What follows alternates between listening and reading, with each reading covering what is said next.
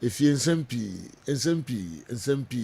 and so our Black Stars, a go Bobaso, din Yamia Mochina, Ghana, and Sudan, AFCON qualifier match Keshepa Bako, Ewo Accra Sports Stadium, Morocco, 2025.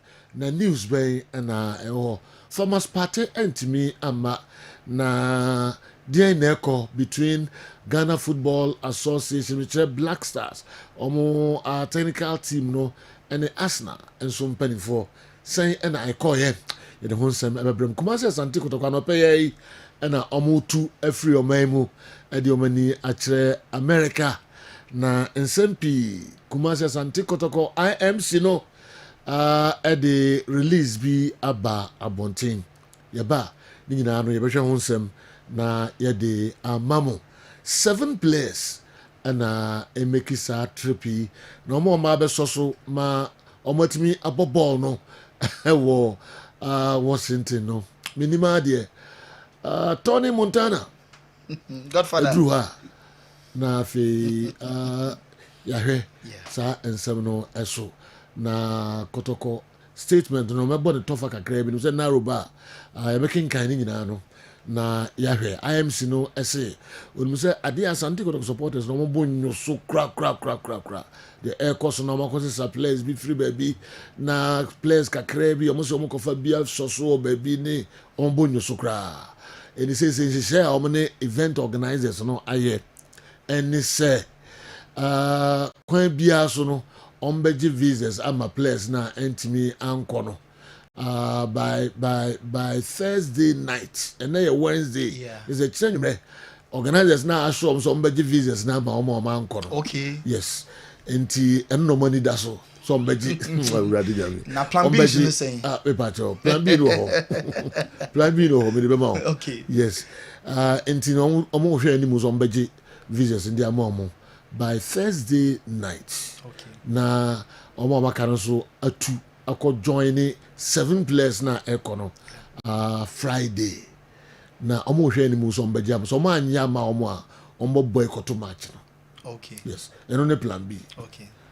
So what I say? Omo anya visas no ama players na kana ma omo boycott game no e America when the players 7 na edin kan ekono na omo edi omo nyina no aba yes nti no ne plan B minim so otimase ya na wasembi aka intro ne ye no metiase nti se others na nya versus na omo nkofa players bi obabi anso so dabi yes metiase adena ba na pressure ba no masesabi original no de media players na eko pressure di so jagu omo so manfo bu afo omo mpesa no mu yimi dem afo ni free afi omo so the academy players be youth players be there kwa so and so pressure ba ya and then so no say according to release here omo abandon sa idea no so okay na fi organizers na assure omo say omo the players in the beba which is highly impossible.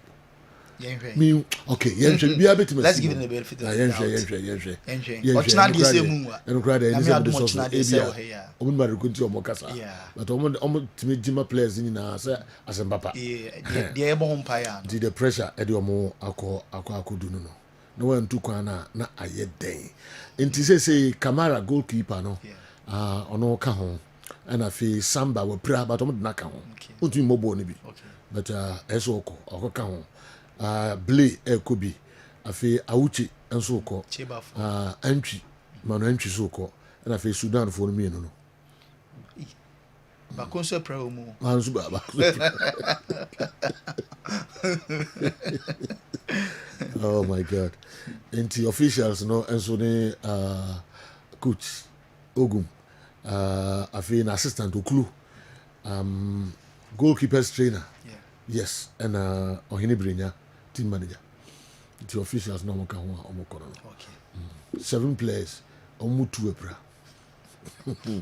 yankwe the CP Godfather okay Wallinti Yamantia for and a 4 quad by you too far. Near Quamon, your summer ACC uncle for a cruise. So, Yanko World Champions, Copa American Champions, Argentina, and prepare for a World Cup qualifier. Omo and Venezuela airball Leo Messi. Now, or a first, the Obet Messi, I can't be a person Messi, a ball for the country. Club level in and saying, Obama Inter Miami, Yabisas Caloni, coach, Argentina say, Messi, Nefisik, at the saying, the shape in a Messi bet me abo game ni bi against Venezuela na I say oh on Messi din komo Messi since Monday o training good and ti bi ho a ebesi Messi kwan as a stars now there Messi e wo plan ni mo so bet me abo against Venezuela we ene nsem a Scaloni coach Edema World Champions Argentina e dey atujwa he be say Trent Alexander Liverpool and England defender and say player ben and what boy na Eden pan na opponent ben and facing a very tough game and also undoubtedly Leo Messi and the toughest opponent nemo about the best player omumienu and share the same pitch, the same dressing room, the same team, the best player on another game Edie and no Mohamed Salah and the best player on my babum Mo Salah and the toughest opponent in so Leo Messi way and in some Trent Alexander England and Liverpool right back and also Eddie Atuja na the Massa America almost imagine say on the 17th of this month here the Chase Stadium America be ana Leo Messi enti Massa ebe bought Messi abaso efa modern man from day one what ball our football mu na say there obabe the most decorated football player no any other football player and age trophies Leo Messi so far 46 major trophies and Leo Ninsa etimi akan enti on the 17th of October the Chase Stadium no the Massa Ebebo Leo Messi and so abaso yanko Europe na France prepare for a double header UEFA Nations League any Israel ebebo na ne Belgium the ataso na another gym work our Clairefontaine and no images and no videos and our Kessben television so to way William Saliba France players no and our German air prepare for 2 games born against Israel and against Belgium na just number 7 Antoine Griezmann or retired from national team no oja to ho no ye ho say Dembele and efa sa Jesse number 7 no enti PSG former Barca player no Dembele and ebeshe Antoine Griezmann ne Jesse number 7 na woja edi ato no na captain na obeli di national team France for games no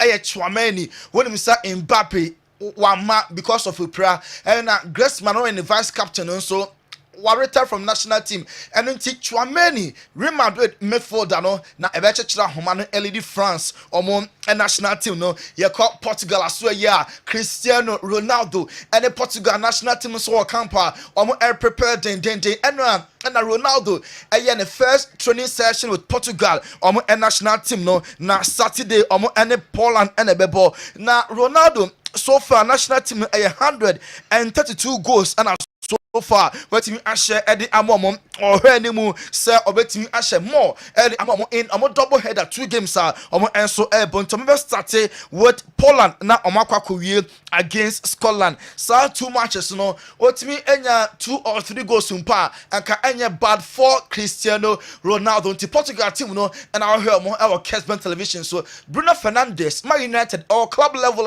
enkoye and so Portugal there yeah heard me say 2 games we and so ebetimi afa yanko England aso the 3 Lions and so prepare training session na eba so ema Lee Castle interim manager no or hey supervisor ema training me eba so and I hear our Kessben television so about 2 games any Greece and airball na second game no and Finland at the attack so after 7 years Dominic Solanke and another call up England national team now we granted interview our press and I say ahead of 2 games no or say Naniaje pass out third year when you are be about England 7 years and I train after the first call up Nania Brace this time obetimi ameki mark mobiante Dominic Solanke still got it framed in my house, one of the greatest achievements of my career. I think from when you're young, you're just playing football, you obviously want to make it, but representing your country is a whole nother level.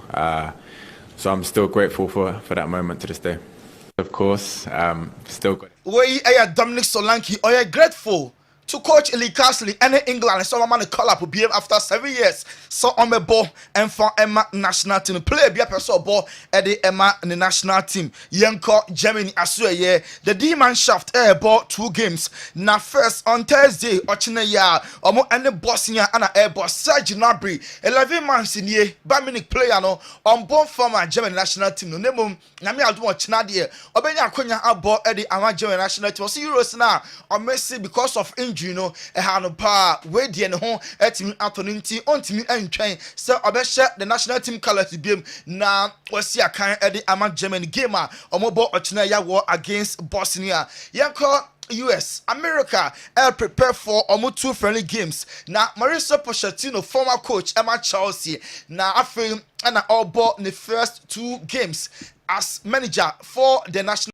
team of America. Now in the first training session our Kessben television, so US ever ball on the 13th year, not just Sunday muho US ever ball against Panama. Now Wednesday US and Mexico and so about anti coach at the Emma America Mauricio Pochettino and our Kessben television, so the first 2 games you know and oya hum CC and so at me at train club every Liverpool no on fire Jimedi Bia Nemo was signed a contract on the 1st of January 2025. Club ball Juma na onuna say there oye Red Bull omon a chief pa enti obehwe Red Bull almost so many clubs na dienkofo pa enim 2 football clubs and on Red Bull Salzburg and RB Leipzig. South 2 clubs in for nemum was so many clubs. They said yeah club and a Red Bull system coaching and management you know obelidi into noa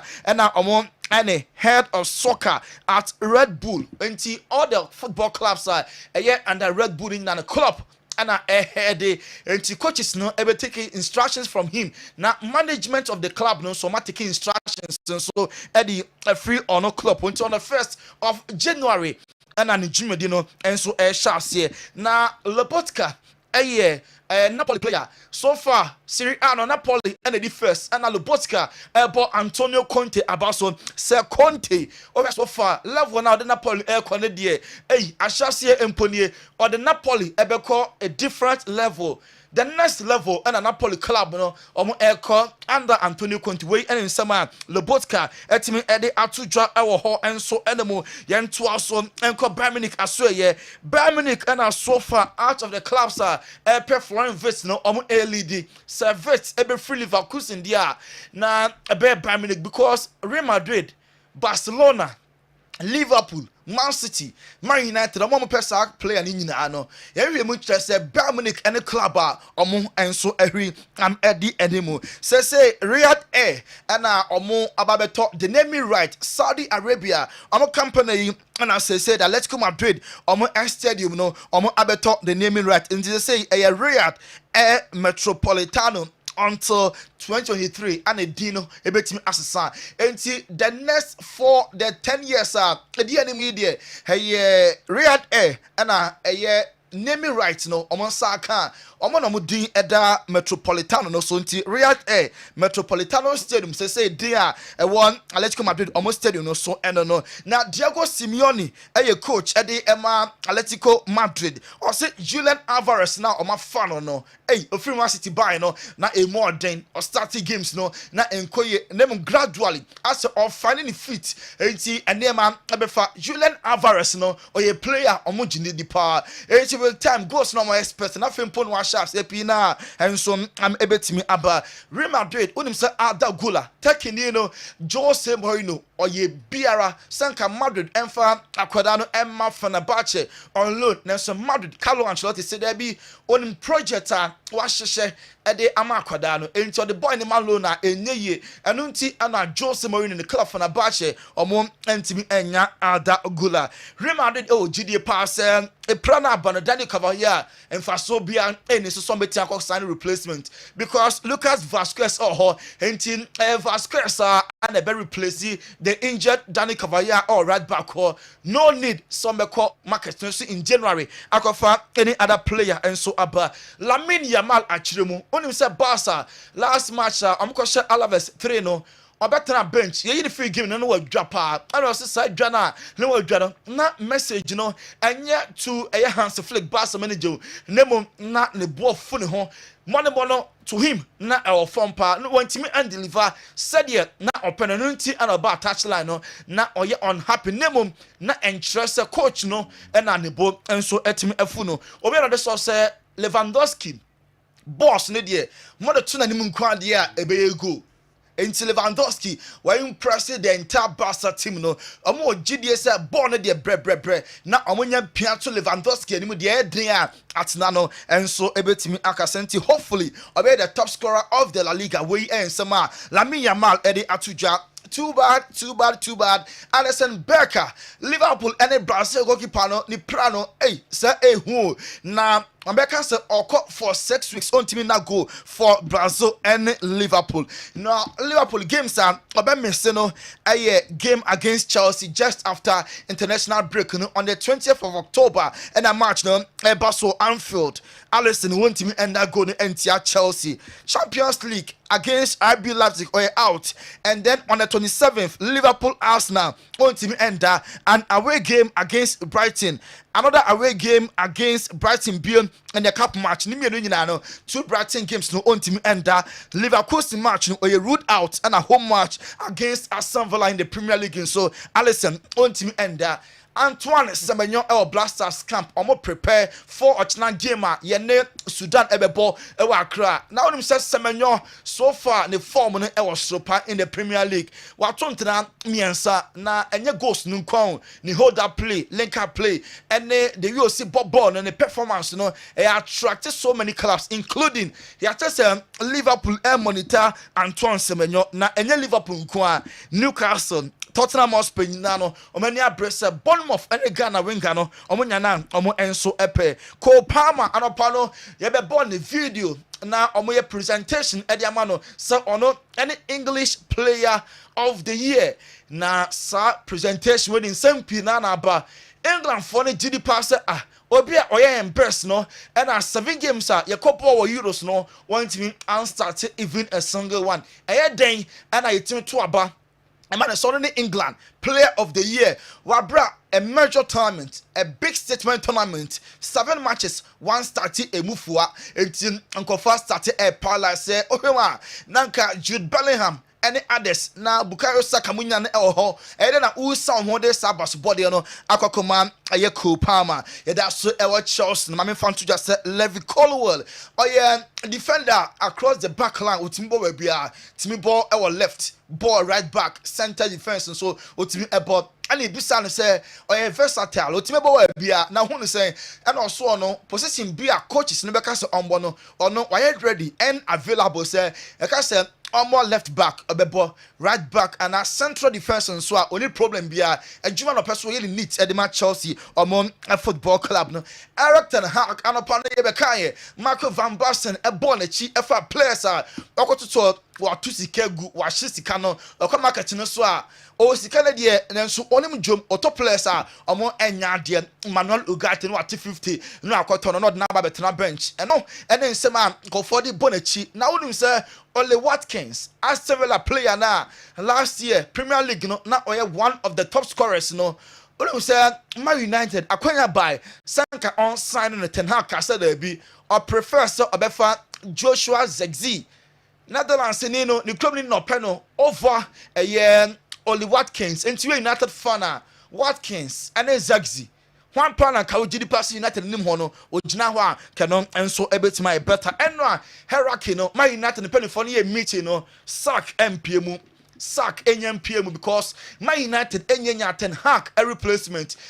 After international break in Ten Hag na because so abojuma Eddie ama Manchester United now yanko the Gunners Arsenal so ye Captain Martin Odegaard Nerekovino Kosopa Arsenal captain we prayer enti for some time now on team man for my club no say recovery guswa koso den Mikel Merino say Arsenal project no convincing ye Arsenal Mikel Arteta be project no so chair no and the convincing am free Spain ebe boy Emma Arsenal Thomas Partey Black Stars team no wamba because of illness now so you much less after international break no Partey and you can have it ebe team abo for Arsenal now Arsenal ne Bournemouth ne be just after international break in star players na almost say ya dey any print so my national team no name Premier League match ne dey omo enso ebe team abo Man City is it an end of an era because we are taking back his 10 or the Nijima de eto season way Ebona we ya on free on to also and more juma for Man City and Pep Guardiola so contract no aka just 1 year and then for can say Pep Guardiola already Man City prepare for the departure because City na Pep Guardiola contract aka 1 year there's no way say a penny no and so best and into Man City with that Pep Guardiola bet me imagine never City it had and penny for a year possible best said the coach Pep Guardiola obeste na still out one manage Man City omo a football club no award you know at that Roma KDC na so me for ketu bi en fan so honomo say Remo ewo Stefan Ortega onim say Ortega Man United Man City a reserve goalkeeper oyade pa na I say Ederson na Ederson nti Ortega ontimi na goal post no na onim say class awdopi aba so menya Ortega omo Pep Guardiola say no way omo ejai Ortega kwa debi obia oye equally good to say omo number 1 no den na omo eja no enso amanako omo jana manako a emwa enu nti City say omo ebe keep goalkeeper Ortega Kylian Mbappe and a Freddy Valverde ebona baso osnen nkofo kan say Mbappe eba Madrid entimi emwa because Mbappe no onye team player or a very selfish name Freddy Valverde say mahu even last month player of the month no killing and a fire so far was silencing Kofoa na so much noise Mbappe inclusion no and also etimi abuapa God for the Roma yemfensie okay ya de besia na fe 0551599933 and no any WhatsApp line I'm for messages no emphaso emrem 0244263902 videos no bebre enso aba enche ye be show sa videos no enyina Kumasi Asante Kotoko stands to lose significant publicity by abandoning this match. However, it will be embarrassing for the club to match with another team just to raise enough players for the game. How will they even name the team that will face DC United in such a situation? It's better to focus on the league if the club can't gather enough players due to visa issues. With the season already underway, no serious club will prioritize a friendly match amid these challenges. It will be more prudent for the team to focus on the league and avoid further controversies. Okay, Ohineba Kwachi, Cologne, Germany, and so Ediway Abrey and pay. All right, Brother Kalim. Does it make sense for the current Asante Kotoko management to sign 5 foreign players knowing very well that only 3 can start a game? Hansen, Puano, Huntado, una also the way Abrayan. Yeah, Twaso, Joe, please let your panelists update me on the prize money of the EPL. God bless you all for the good work. Simon Edway Ifriprisia. Samquath Pharmacy Limited, Unadiwi, and so Abre and Anopay. I've listened to your program over a year and I've observed that Andy Kem is very fond of asking for a coach to be sacked. Sometimes he says it as if sacking a coach is as simple as ABC. It's not sacking of every coach. It's not sacking of every coach that is a solution to a football problem. That's a solution to football club problem. Kofi Anadiwe and so Abreye. There are many factors that are making the GPL quality of play, the GPL quality of play below average standard. Remember, Kofi message here was saying Ede Abreye. And what's our videos now and so yedi bremo. All right. Waiting is a WhatsApp videos no be a crowd. I'm say ye show kakra and sana ye bie de aka nyina any day amamo. WhatsApp videos waiting.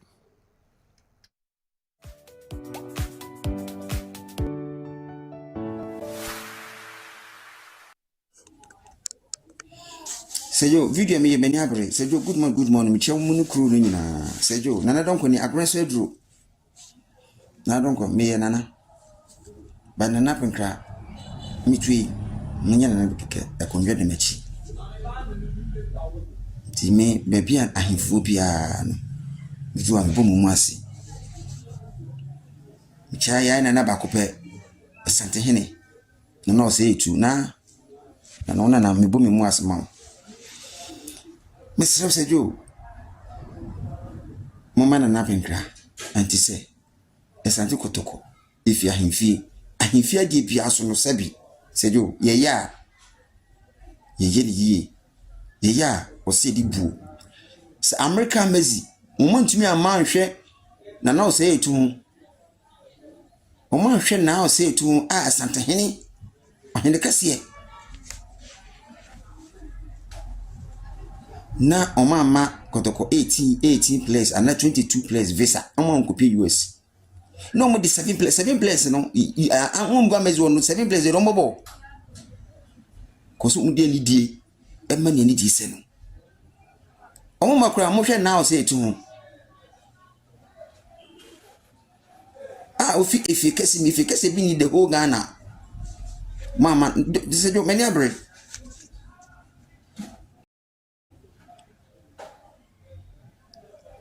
Sejo masram kotoko enye tim kitwa ni ejeji akro meto always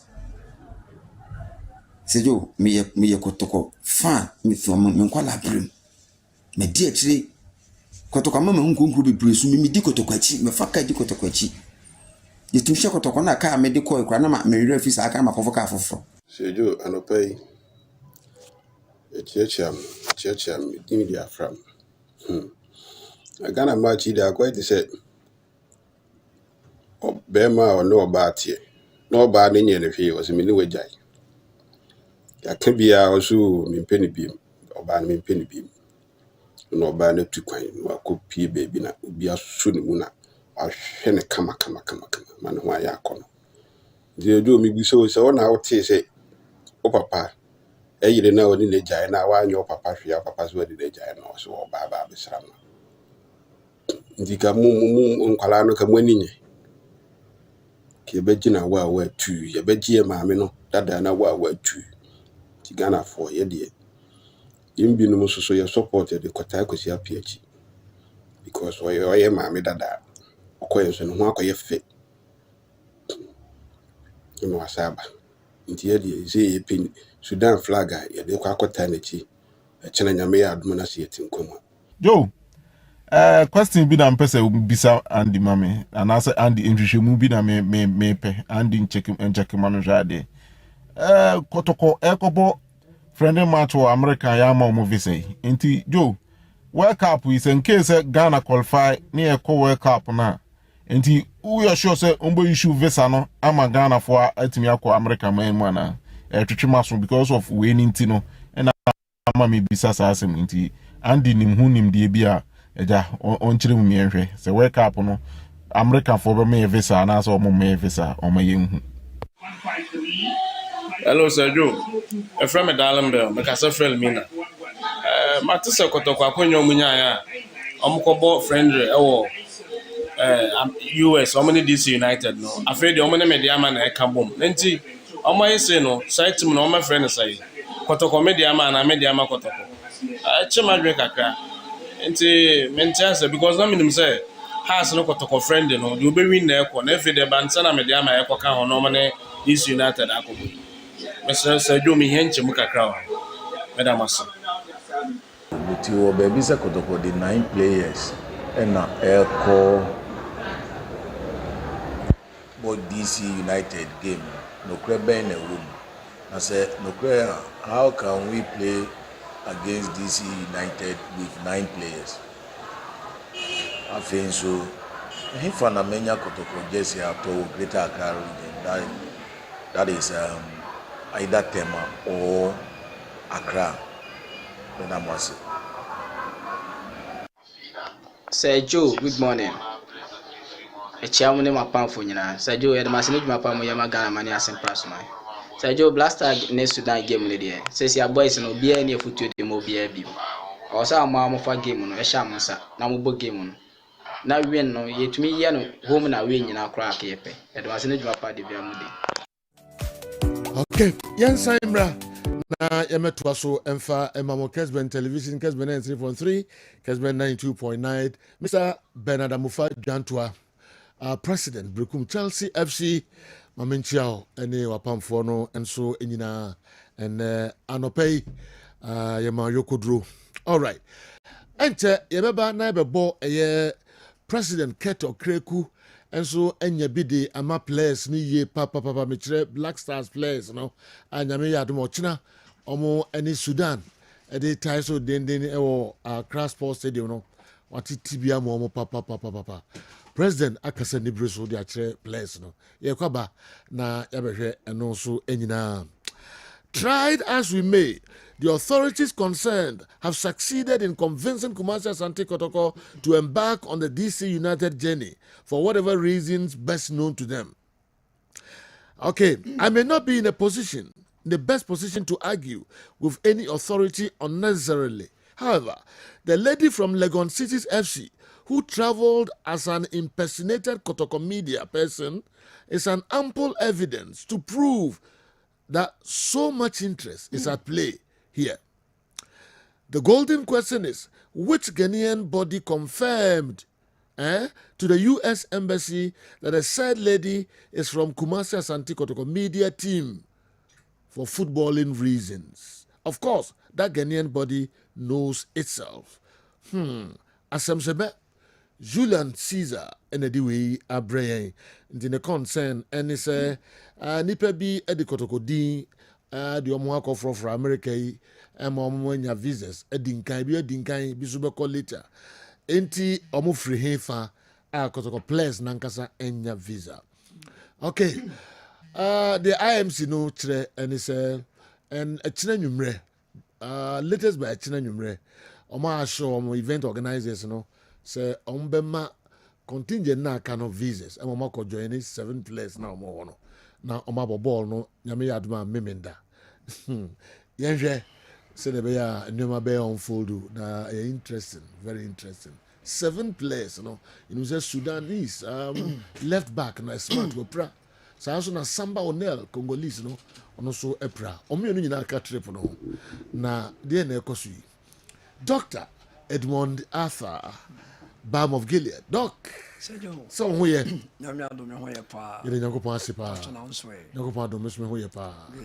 Yes, you look great. Thank you. Yes. BOG vinegar. Yes. Doc, they not the brand pay.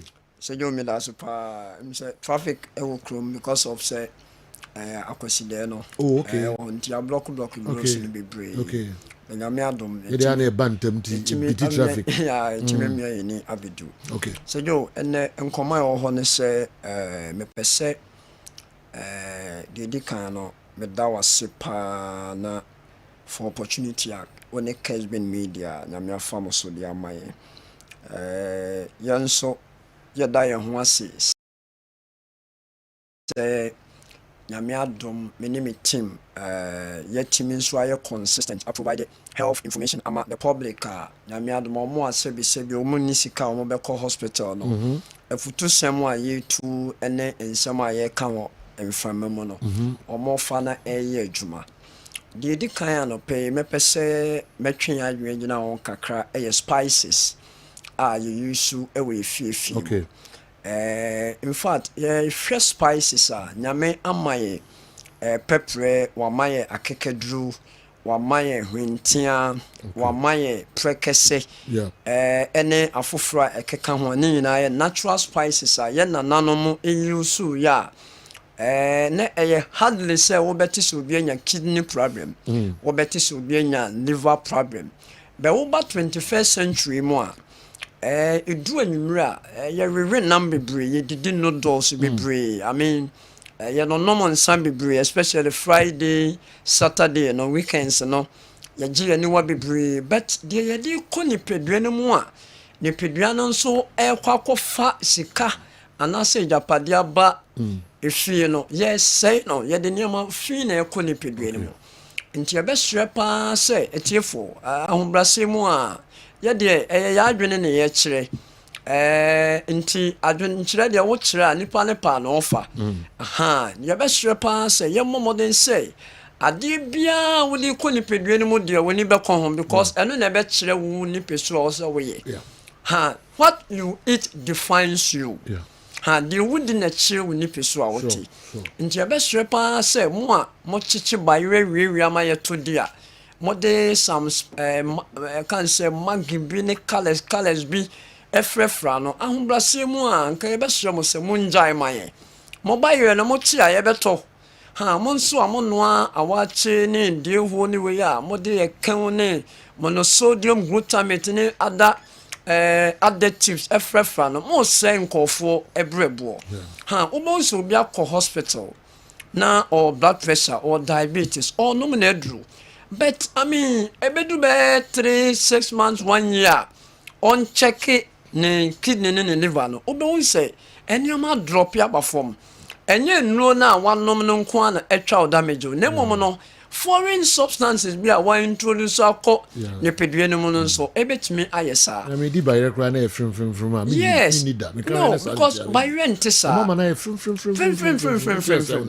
odwen ho a wonte ase ana bayre uti no amfasa na ngwe na ye den ana minim se no nso na sisie cancer na mafo ye pedia so jo ye kodwom kra na ema no koto na me dia ba samu aya hoho ene na ma ya ho ne se ankoba se oye obi eni ho ana se enye hyepe bi a ema no mo nto ntu be so omama omo a ye to ade na from no opportunity na omo de sam enema bi frefra maye ene nkwan kra no ebi omo hwie anwa ne ade egu ani yes na esoche yes e wo chobas ne other restaurants ye be shremo sanema we nyina ye yare ne ye to enti ye pamacho monso a mo ye paano kabaya sejo mame monra ho o hwe aduane a nipa di wo wiase mu apa start Jesus Christ ne Abraham time so a bread bread ayedi no sejo eniama pa nkofo edefra eme di paano no in fact I think so one day or so me cassava bread ho wow yes one day me cassava bread ho me na boy ho ban bread dey ye nyina ye di bread be ye pamacho ma mo ye pan no ma ye ne yesre mo ye nkoto de gu form say mo nya ne kama man because ye hardly pan say pan no obia be ka so ye pan no woni fie enye possible ti say mo ye ma ye ne ye beto o ka so woni di abonten say den o pan no de o be kwa koto enti ye pamacho say mo ye pan no ama ya ami matachi ya koma ye to free mo no Monko provided the right content. My said, yo, BOG nyame adom ye tunya nkofo to no more kamfuna nkofo edo die ntia enya bottle shape no enya bottle shape no enya bottle no ne size and I say how ne color no etie ne mom eya about the content ne na de continuation eba and to open so ye aduane wa bonten ana say o provide services bi na nkofo efa about content enu ntina make sure say ne ye di ni de moma ni ntwem na ye nye proper. How do we do it? E was say detox ne say de ye di a aka ni pedwani mu a woni mo chena sem woni ma de chena sem e be kofa hawa ba no ye free ni pedwani mu. How do you do it? We are proper detox.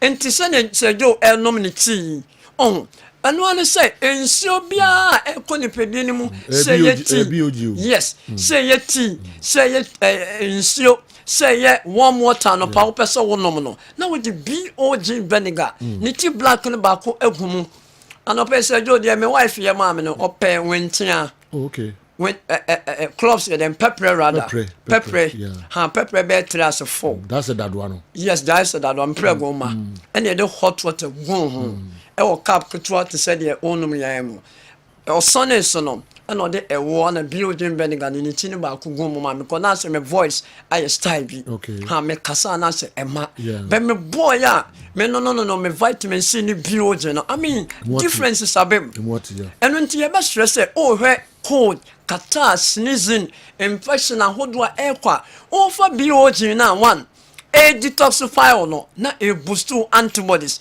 e basa viral infection symptoms no ebetuma ye kaha na wo bowa na wo yewe ene ye full bus e wo airport after flight yes no obon se bus no enipa be se 20 mpo na se efa se do na enipa 50 ni go one bus wow e basa covered by na hihye no smas obi bowa anase ye de ho ntwetwe ho obi free baby eba no ayete se yakọ kan say sorry microphone na obi be kasa no obi say the same microphone even studio ha ento we bacteria ne viruses ne fungi ne emo a make say I mean there are a lot of pathogens are eba bonten obi nso beba enti ye chi ya we on say ye fo atwede staircase obi or full staircase wako bank anase wako o sane a wode ne nsa esusom unim ba bi obi ne nsa ehwiehwia ye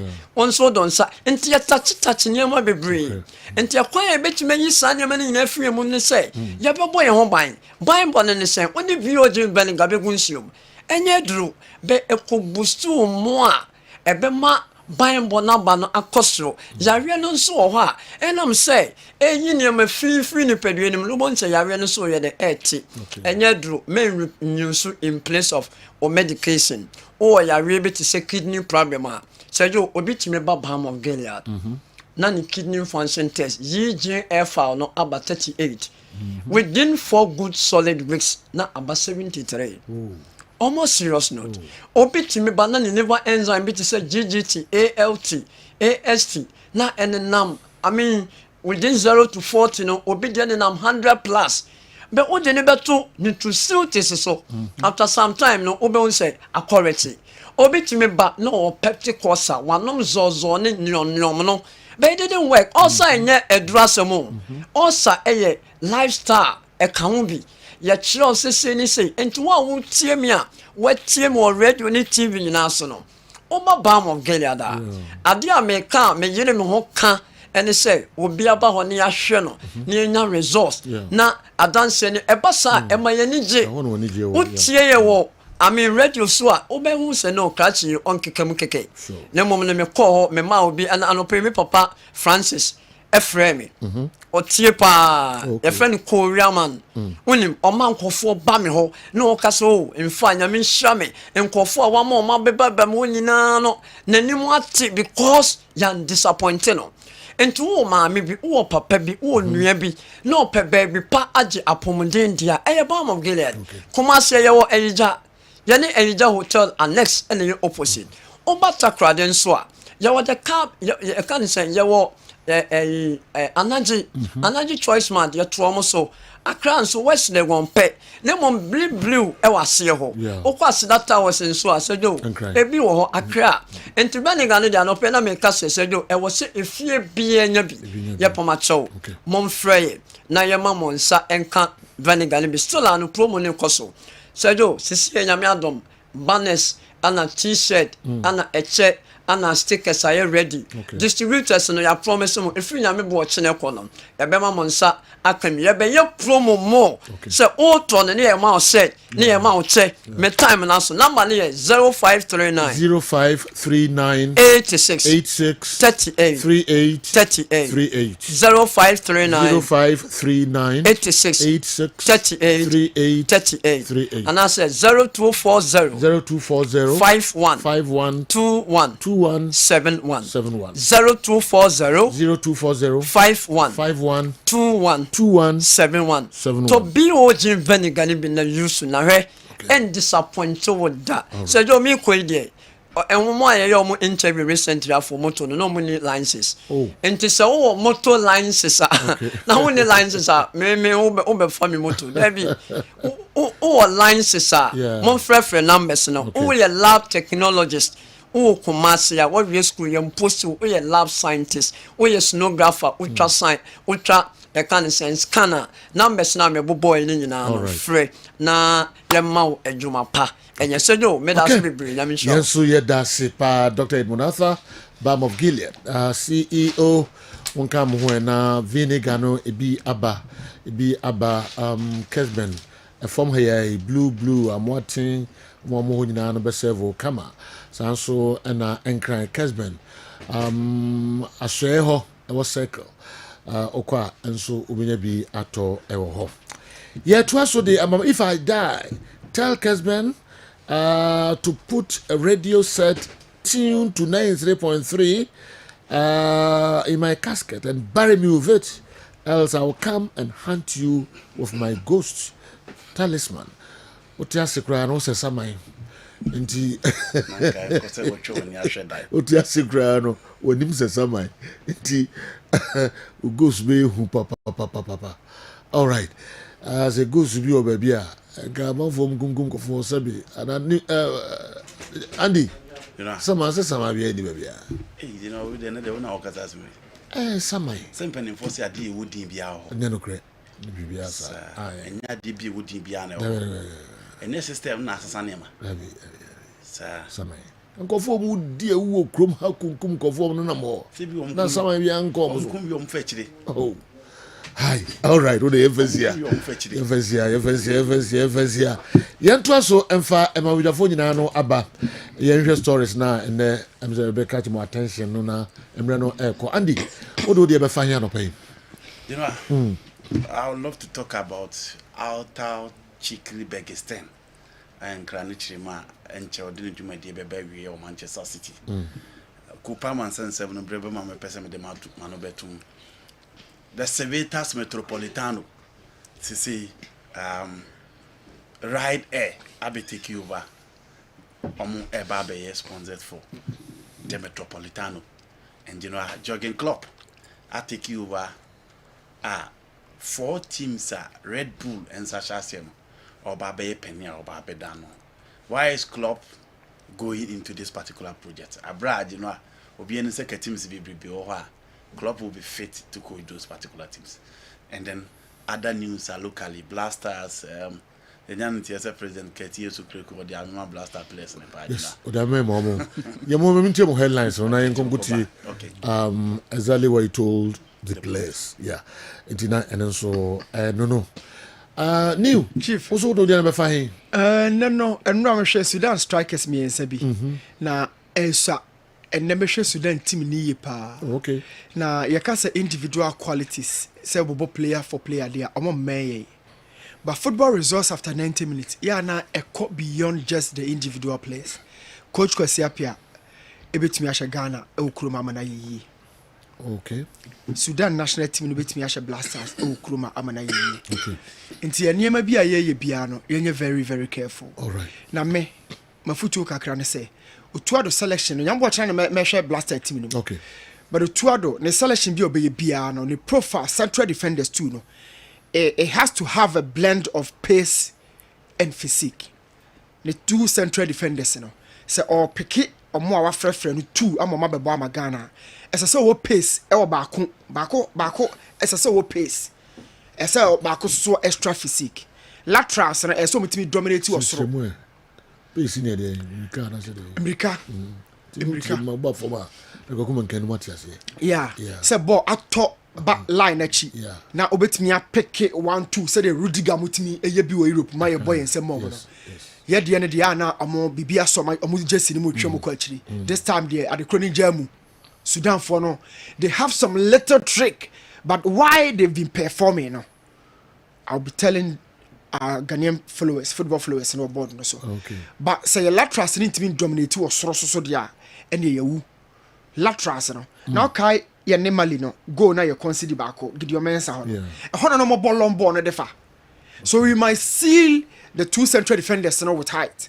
But omo drop ball no Latras no ho na so yetimi bully omo ewura mu a general be high pa. And we also need to have some great balance in midfield. A very, very good passer or midfield. Almost as to defend or set pieces. In fact, an idea. My Sudan team, my Ramu, on my last 3 games, everything they've been doing, you know, makes me crack cancer to say, Coach Kwesiapia, why you are Abro Sodia Sudan for. Omuni quality cra. I see. Omuni quality cra. But they have physique. And tactically, they listen to the coach as well. Okay. So, yay. So, I should go say, consider no. Do na that type of goals in the Sudan for so goals na ye toye ye net no those type of goals no do na Sudan for so and you say o ma twafufu ama na to enkwan mu sa na benete ye very careful. All right. And the president of the association onya harsh words ema players no ye kwa bana beti ni na ye be hwe hin na in legal terms, lawyers for Bibi say res ipsa loquitur. The situation speaks for itself. Okay. Sergio, tibia eba be wuremu yi. Similar to qualifiers for Russia 2018 qualifiers. You bought 2 games near 1 point. You lose baku, a draw baku. The next game and a third game no. Kwesiapia was involved. But he was then Ghana coach. The situation has come again. But this time around, he's the coach of the opponent. Wow. You bought qualifiers. You bought 2 games. You draw baku, lose baku. Your third game no, against opponent. Kwesiapia involved. Okay. So Joe, AFCON qualifiers are bad, and I no pay na me take a look at qualifiers. So Joe, we used to qualify with ease. So Joe, we shouldn't have any business doing the Otuado again if we fail to qualify this at this AFCON. We shouldn't have any business again if we fail to qualify to this AFCON. Subject to qualification welcome. Okay.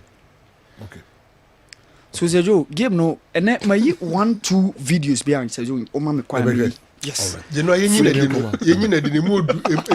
To say you shouldn't have any business. So the for the kata. But no more do pa. Yes, I can we are scout to Crimea fan. Bo Crimea money my teacher my. We shouldn't have any business to do with him again. That's a man go yanko afko to ado yede wa. Oh no, me must have the hour some no can. Eh bigger than Saki. I've been a man team be our finances. The can be bigger than Saki. We shouldn't have any business. It is a young fancy of Koma Chimness or scout or baby cramaya. Me a man. So Sergio Koba, and then one of qualifier war. So Sergio Koba, and then one so carve disciplinary committee or more on some issues be I see during last season's competitions. Fines be a beba. So Sergio Koba, Sergio.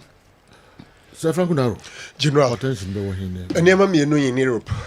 Kopama as a best English player meal. For me, it's funny. Then the other thing, my United board of directors in Shiamwa, I was really disappointed.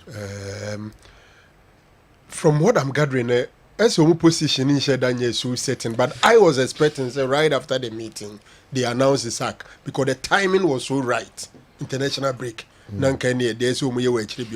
So I agree, say in a way, I'm disappointed with the outcome of that meeting. Okay. And they feel the they are Black Stars Ketu Kreku's speech and Asante Kotoko trip to the US of A. So these are the major issues of the system. 2 Premier League games are also coming up. Okay. All right. I still don't understand why Kumasi Asante Kotoko is going to play this game. Omo tu omo ko da fi. 2 seasons ago, the team had a lot of problems with players going and coming. Okay. Now the team have players that all supporters love and they support him. Okay, why do you have to disrespect them? Okay, okay. Yaya Mohammed, I'm so called Bunumudu, Nibu Yafu. Inti Yaya, Yamfansia. They say, you know, Omonia a two, almost in same room. The Yamfa Pa Bonta, Omachina, Yankupon, Unform Drew Jojo. 7 players. Mo Amushe Emra, Amo airport, what is a departure formalities or more feminine. I don't know. Okay. And 7 players and a core. 4 technical guys. Yeah, Kamara, goalkeeper, no. I feel Samba, Onel, Okaho, Justice Blay, Awuche, Emmanuel Entry, and I feel Sudan for the Mino and a core. 7 players. But the usual players, young as a Mino. Samba Nepra. Smart. I started with my ball. I also started, but smart. I'm not too sure. Samba no yeah, I was started with my ball. I fit on ball match. I see. Okay, what do you have here? Nafi coach Ogum and an assistant Okulu. But so who can release now? It brings interesting pictures about what they are doing. Like releasing them there, but say Makin Kai is here. Makin Kai. Okay, my fan person. I don't know if managing the situation or that's the real situation there. Or my promise you say the next batch. Everybody. And that, you know, I mean, yes, I release no more. No, so I say no kind, and you know, correct. And this are that. We got passport, no. Any American embassy, place no passport, no. Any American embassy, so we call never more visa. Now, yeah. Administrative review. Yes, you do. Yeah. The passport no kroma. In the time when I'm just at the American embassy, no more tinting mama mortina, no more fly Friday. Na match na Saturday. New narrow. Yeah. It looks practically very difficult. No, one thing me say Basa were proper and as a strong protocol. Yeah. Dear, with the process now we go through no. Say I'm only saying say so proper protocol. And then with proper diplomacy near say okay. Yeah, rectify. Mon farm passport. Day now, wait with their after say, why you go through interview ni bibiane adeno.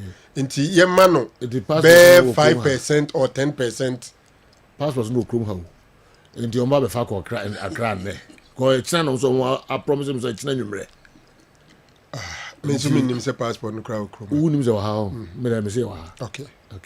The that's what I'm saying say. You more 5% chance. Yeah, be a protocol, be a whooshy. If you have BEM, say, I say, I'm only now, and I'll be 7 visas. I know a poor program in a mania further detail, the entire ministry for be a ding. Now, I'm to me for Manuntum. Okay. To see be a ministry of foreign affairs. Okay. And tourism for near the Adeno. The entire Muntum for Manuntum. Adidra. A far quack yam or Monsanwa Yikakra. Okay. There were times they led certain protocol and Crofokoyama. Okay.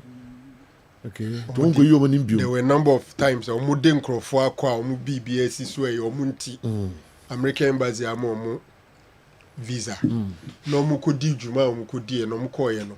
To do na ko ni nyina ba mako je bi wo enti ama omukro no ayedin because you ask yourself say trip I say Ghana Parliament room, Ghana Tourism Board room, Ministry of Foreign Affairs ready to support everything, GFE BB account. So why is it difficult?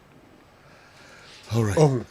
Me someone in the system say na efifu bi person players bi corner and untina ma players na nya omanya no please they should just leave the FA out. The only be a many omo ya adwen ye sa FA officials 5 na omo call ya mse mu 4 omanya inya visa no because so kwa so ina ekotokodim and I'm making so kwa you go with designation.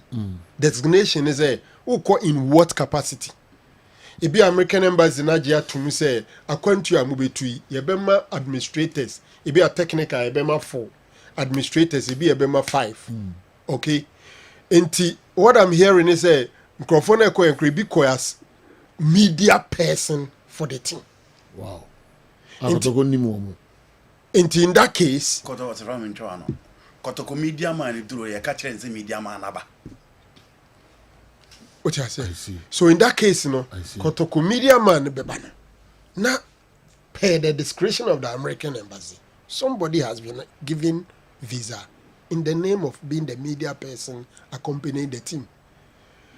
In what capacities and are those other officials representing an answer from the FA? Because him say simple official African competition krano and kome one official bako maybe FA need na come say leader of delegation. So in this case, why 5? I'm saying need a common try no mutual training no honor nenenam. It looks like destination say be administrator ne din be akwachidada. Inti for me Kotoko management members enya chance no sa FA for no microphone bi kan and ma omanya. But when it comes to the playing body, I don't want to believe say sa microphone na de ma omo no and ma ama players no enya because be our apply visa bia wo tro mu e kire de nti a wo ko wudi bia ene de wo unless they will tell us that some of them presented the application as players going to play for Kotoko. Okay. All right. Mami Nkofa, Mr. Keto Kirkun, some of the two Black Stars players, and him. I can say yes, now yes, stretch as him we are. I'm saying, Kobe Brebe. I started with so my BBA catch Mediama, first, Mediama the 4 players. I feel call 5 players. Yeah. I afraid Honson of players in I ready. Umbeko, they are not Babaka. Yeah, I'm an 6 or no USA. I feel pressure on the buy. I was a Modiano Crown in I feel Koba Academy team be youth team be and also now official. If Santico to go end. Yeah. Omunje supporters now a while no. So players in there registered there. I want for Bikran comedy release Bikran about Mountain say home games, you know, more boycott home games. So man for registered players of Santico to Kankwa. I feel they are not pay as a 10 say registered players in the call name mom agent na catch and say obey ma players na cano and your visa by Thursday. That is what China in this every Friday na I ready normal flight to the USA. In the call na says our players now almost promising yes do beba no man for madia be boycott match no release our Kotoko yeah, that's Kotoko release. But General, you ask yourself, sir, and him 4 pound a day Kotoko too quiet. Is it the agents? Is it the parliament? Because the Speaker of Parliament, Honorable Ivan Babin, a bra or more presented trophy in the Kotoko share has we or presented trophy in the Dama Kotoko. So tape now. He was emphatic. Said Parliament of Ghana will take Kotoko to US. And a democracy is more or less celebrating the democracy of the people of Ghana. And they say culturally, you know, some interrelationship near there. So is it a private agency be a baby? And a better idea in my parliament. And a parliament is so. And I say, who really is it? And sometimes if you don't have the whole picture, do baby and say no can I do. Let me be someone say Nana Prin Cranen and Crawford. And he for ne push you say notwithstanding all these challenges. Chinchino Munko. Na coach Ogum so entimi unstoppable. Coach Ogum gas on me fast applause no kwa. Can no. Ah no so lady akon me Coach Nako Kano baby say they should go. It's a wrong go better go can be. Who make it on the lady. Mebao. Andy is quoting. Coach no is different from when you say there be a different yeah. statement. When you say the coach says coach ni person mo control. Oh, na me person me who say bia wakana baby. Because when you say the coach says they should go. Quote unquote. Because can man yes, but you quote unquote. And the two things. So because the coach says they should go, obi oti obiano. Ebeka coach na can baby. That's but investigation as a journalist. And we are different from the coach says they should go. Okay. Me bacho, Okay. mami Media chew make an American Mrs. Coach na say no, mami chew be Media make an American. You know, I am 5 where why? Yeah, 5. I don't need some. I don't want you to stretch this. It's very important point. It's a very important point. I wanted to also explain my because yeah, 5 here why? It doesn't change anything. My announcement. No, and it's not yours, but You don't explain to me. You don't explain what I'm saying. Ababa we be your friend no logical kumi. Logical kumi, you know, within 19 years. Okay. Now, Oku School or Adventist Senior High School, our Bantama. Logical nie. Now, logical did 19 years. Now, no pa. Na logical cry say Oko Suku. Our a Adventist Senior High School, anopano. Na you know, cry free no. Besine, you who logical. Logical and Befia. El Bantama, aye. A hona logical co school. Na je no crafi fie no pano, wan co school mo. And now no pay o mako check school mo onyo. Inti logical baby a wo she bia no so bi so wo logical bia logical and that television so yi. Inti so wo logical kumi e wo baby bia je no anu aboa yen. Na wa friend numbers we numbers no enie. Number ne 024 533 0966.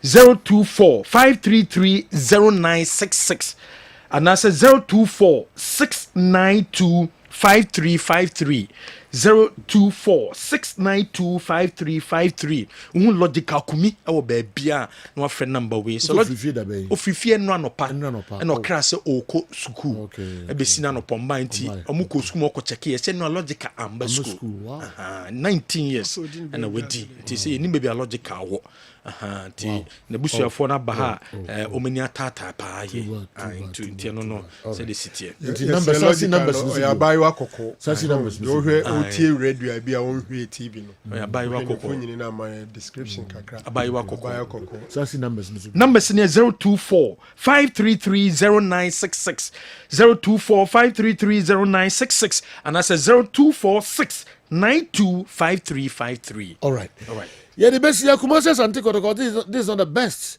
If they bring us any humiliation, we will not spare them here. DC United was Freddie Edu's former team. They are not minus. The image of Asante Kotoko and Otumfuo should never be toyed with under any circumstances. The American press can be very tricky. They better watch how they will handle them over there. Kumasi Asante Kotoko must be very careful because of future trips to the United States of America. Lavan C. Jumaura and the way Abre Yen. Okay. Okay. All right. Maminfa, Mr. Ketokreku, President Ghana Football Association, then some of the Ato Black Stars players no any ahead of one game. Any Sudan match in the Accra Sports Stadium. No. Yenti President Kakra. Mr. Kat E.S. Okraku, Ghana Football Association President. Any bresupa, the only place no kasa. Baby, I see Niger team now on ball 1-1. Miss I Niger team no bear 3 or 4 players. Mimi team grandma mobi.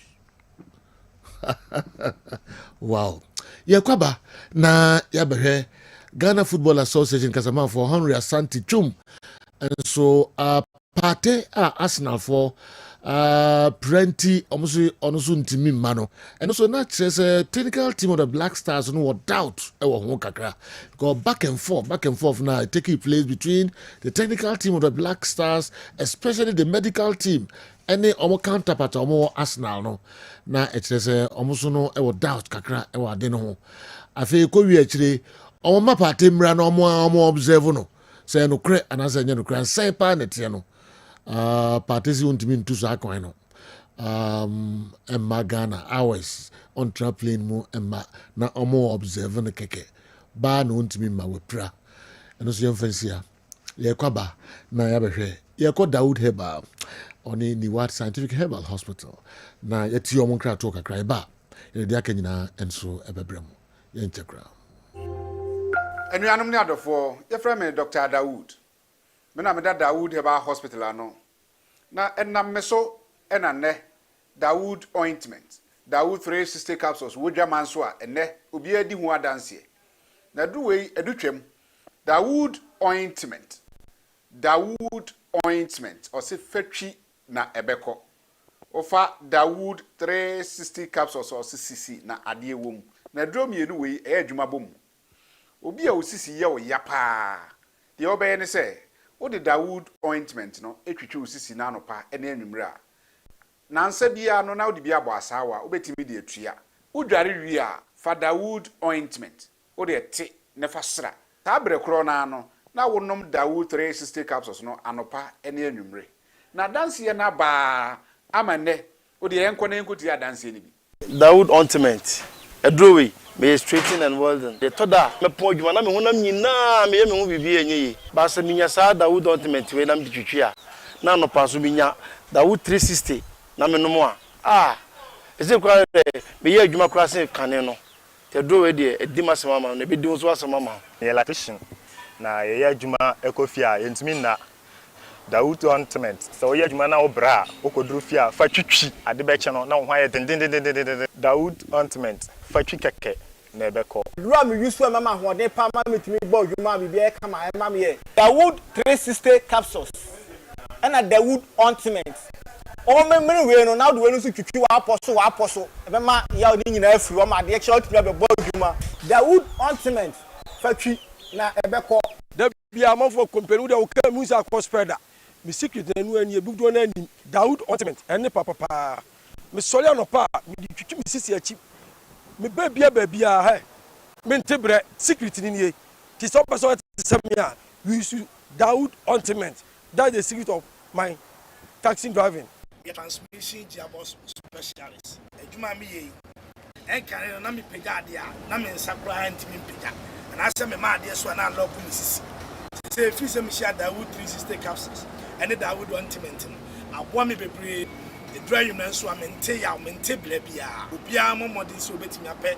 Dawood ointment and Dawood 360 capsules enya bi ato odofo se watibi adro ya me ka ho asem no eno ho adanse ene wono adi no ko pharmacy e ben wo herbal shop e ben wo ne koto Dawood ointment Dawood 360 capsules na se de enkrofo di ho adanse no wo so be di ho adanse wo pesa wo frɛ ya eno na wo screen ase no 0244 886437 na 020 168 1717 baby a yeton adro o man Ghana mu bia no o de wura also pe Dawood ointment and Dawood 360 capsules.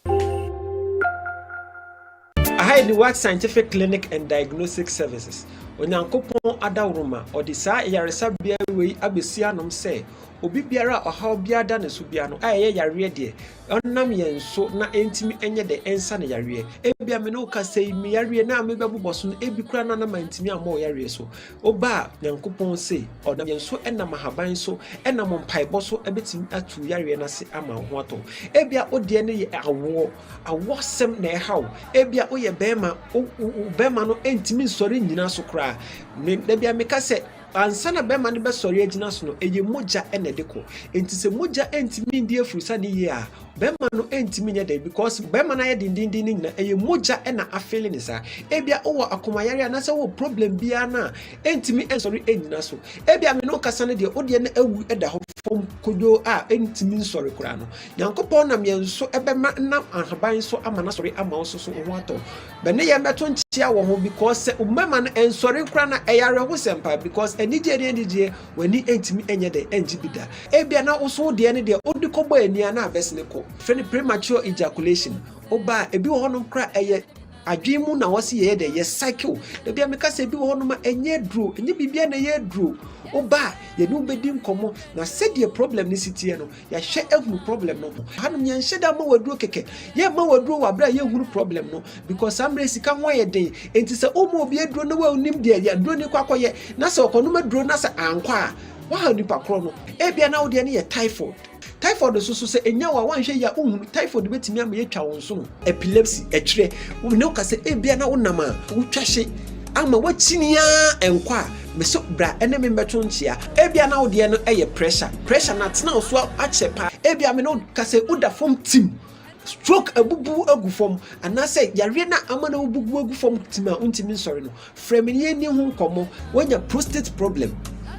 odun so a enye anase yesi wo prostate cancer na say wo ho crowd up person check say o prostate no eye adwuma ya oba ye betimi a check am ebia na wo de ne ye eba na wo pede a yankopon adom ye betimi adom aboa wo ebia na ma no wo de ne ye fibroid na how me no ka say obi wo no ma the problem pa ye halitosis o ka sa esenti wo mu pa wo be pay aso ha no ma ye behwe ba bi e free ba na yetimi ade atu ase ama wo ebia wo ko ye so cholesterol wo cholesterol ebia wo kidney problem wo liver problem me no ka say yenua ma no omo brebebre infections ha omo enam say yenni proper hygienic places a ye jaya na say adwunso ana say yinti no say infections nko ade a betimi aba ama ye nso so yetimi atutu ama ho ato ebia na wo de ne bone problem nkase mu na hwo papa okase mu hwo ebia na wo de ne ulcer ye betu ase e de ama me no ka say ebia na wo de ne hernia wo de ne diabetes odi ani ye pressure yare bia ha obia no emre ni ntie bia na mentime mu boy yare ni nyina so ni what scientific clinic ma se atonsu ba bia free ba e wo Ghana ha bia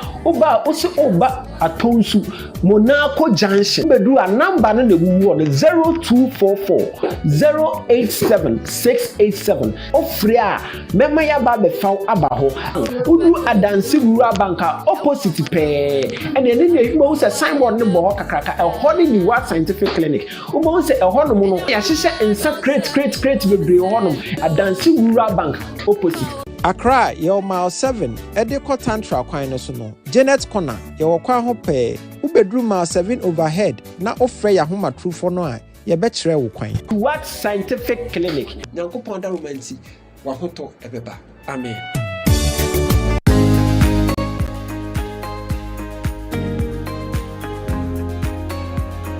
Okay, yensama mu nyina kwa babiom emra Kessben television midfield action we midweek edition. All right. Henry Asante Chum enso de nsem kakra atodwade afa Thomas Party ba ontimi emba no ho ne nsema akoso between FA Black Stars or medical team na technical team no and our counterpart omo ewo Arsenal. Yintie no nso kakra nsa ne atoaso. Spencer said when we in the game. We knew about Osman Ibrahim said when we in the game. We knew about Kingsley Schindler. But for Thomas, once he finished the Southampton game, we were fine. Jordan same, Ishahaku same, Kudus same, Iñaki same, Salisu same, Wolacott same, and Antoine Semenyo, all the players, you monitor them until they finish their matches. Then on, I think late Sunday, the medical team received a correspondence from Arsenal said Thomas is feeling unwell. So we needed to take it to the next level by demanding proof of Yarikoa or Yarino. So they sent an email and supported it with proof. It was further interrogated. Dr. Pombo escalated the issue. It went to the management level. The president came in. Alex Asante came in. We continued our back and forth with the club. Then it got to a point where we decided, say, Emrano, MIN, who can say a very requested a player, no fan home match for further assessment with our medical team. The trigger, Samrano. The trigger, down. It is a condition between the player and the FA. Then the club sent back an email informing us that the player feels uncomfortable to travel for that number of hours just for assessment. We should rethink our decision. It was a serious issue that was discussed by the medical team, Pambonin and Pamfua, and then we brought in the technical team. Eventually, the technical team felt we needed to leave him out. If he is medically unfit, now for Sudan, now him say, oh, more. Sebi. Imperiasa, Obibeka say, we knew. Henry Asantichum on Thomas Party and so and remember with for na maji monsem bako na fi mahome so kakra ba na fi be discussions no eye pa and came na mention sem free way na yeah foreign this is am say be to zoom kakra kupa man sem no de kan hu nya che kupa ma so feel so ko hard any problem so I could be into here be 3-4 minutes now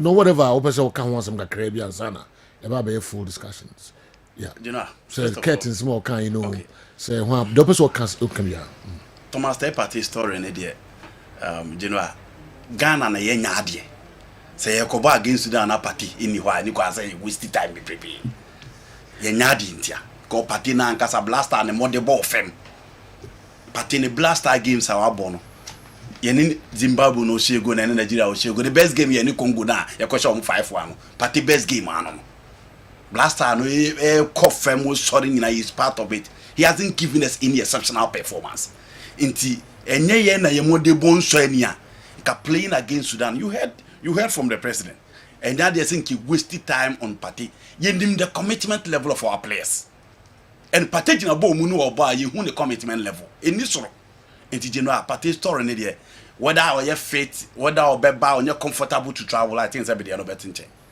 now on President Kate I said I'm with President Kate you know percentage bi e wo wiase bi o de kan ye bi e ho ana me wo oh okay e ho ana me wo because me one person consistently my raising concern about the commitment level of the players in the Blasters into the biamitaka say you can parade the galaxy of stars in your team so far as the AFCON or any tournament in Africa are concerned but the players now and show determination dedication and discipline on the field of player forget it into here steady teams that win AFCON the quality no not individually on the field of play, how they play with eagerness. You know, the passion they used to play. She could have for back no. Look at the passion. What you want to see the game ni bio. She Nigeria for the first time more tournament with determination and yeah more talent or in so more. But the tactical plan was well shaped, well redefined, and general almost show that passion on the field of play. The South Africa for no. Ghana didn't be him. Inti President Ketia so krekun se mo kafa blaster what ye besa babishim I'm with him okay. The be our cabbage do omo me am in comment but this one you know I'm with him okay. And I will explain why obesa you know President Ketia so krek obey GFE pen you know ye ni other national teams in tonche 17 egu 20 egu 23 doesn't exist anymore chan ye kwa enya de hwe blasters no ye tournament ya ko nyina ya win one match pe the last 3 tournament I ya winning 1 match pe South Korea nko na South Korea match no se ne de nkrofo cop hospital and ko bia da D5 adado enti general se oni honda ni history books no he will be the FA president or the call AFCON bienu ya winning match in the group stage ni nyina so free mu group stage se si a wo sa hwe ba bia o gina ya for the first time in 24 years you lose game of Baba Yara Sports Stadium after Siambonga Nomvete na obi anhye of Baba Yara Sports Stadium and that was an AFCON qualifiers then any problem by the qualifiers and so no you know intimi nsa mo na wo hwe ba bia gina se ya wani game ni na AFCON no cry nsa ankobi na chese history say repeating no after 2004 na Tunisia ya ankobi na ho na yesa gina you know say ye no say free wadi asama na yesa de say ye national team no enye omo ya adempo na say but ye ntimini Kevede mo ye ntimini Mozambique mo ye ntimini Comoros mo ye ntimini Madagascar mo nti we are at our all time low now ye penia also show concern nti the energy or the express those views no okay. But the main problem is energy when you know person blaster you know confine local football in so be a local football state no confasa energy na blaster ni obi energy obi ape embaniji ba o mamu but your local football no so under him at the same team ɛno nso ɔmfa saa hoɔden ne energy na ɔde bɔ players n'akyi no ɔmfa saa energy na ne look out all right sir Fangodaro general yes sir madwene me sɛ nsɛm a Ghana for ɛka no street so ɛka no radio so ne mmɔnten ɛna ket aboaboa ani nyinaa no ɛna ɔde passion aka kyerɛ Black Stars players no ne nsɛm na ɔkaeɛ no ɛkurukura ni hɔ a yɛnim okay ne nyinaa yɛ nokora turo doo na for me this crop of players Black Stars wohwɛ results ɔmo de ma yɛ teams ɔmo ne ɔmo bɔ ɛne results ɔmo de ma yɛ a ɛbɔ abira bebree so ɔmo bɛbɔ wie na akɔhwɛ wɔn ɛwɔ ɔmo na club level akansi ɔmo si a you ask yourself say are these the people who came to play for us yes yɛbɛtumi aka sɛ ɔmo ba ha se a pitches but you ask yourself say ɔmo ne Niger na ɔmo kɔ bɔɔl no Morocco no that pitch excuse got lost because I know their pitch and standard everything was good. Nti wobɛbisa ho sɛ so boys no ahokeka ne atu ho acha a ɔmo de yɛ wɔ club level no ɛno a na ɔmo de ma yɛ ana obviously no.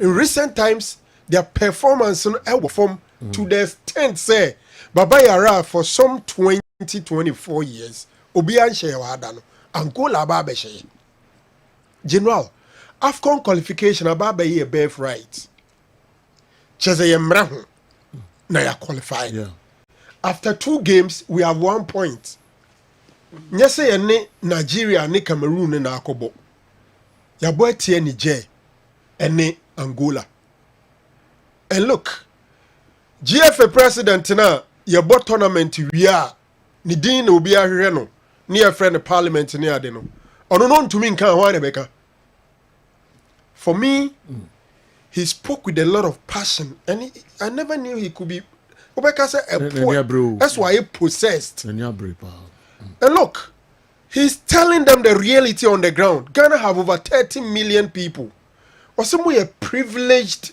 group of people you can say a privileged how many Ghanaians any catch us baby I want you first class ticket air ticket baby I'll be there the obedie the BBA uwie na we ni a nkrofo ani age no ya sa tam sika bafu di ama oba na begina park no so wuntu mrika obodro ni wie no lusu wie no osan sresre o camp no mo na mo no he told them and they are there they see them it doesn't come on camera but they are there moving around as we can see here din komo sresre and no question they say most of these guys now more campuses here and the fan chroma say kra no e bi ntana amboyi and I said the reality you should tell them me, I support everything every single thing that Ketokreku told the Black Stars players. And I think that the reality no said the work actually woman no enti pesa obeboa no eja to amai.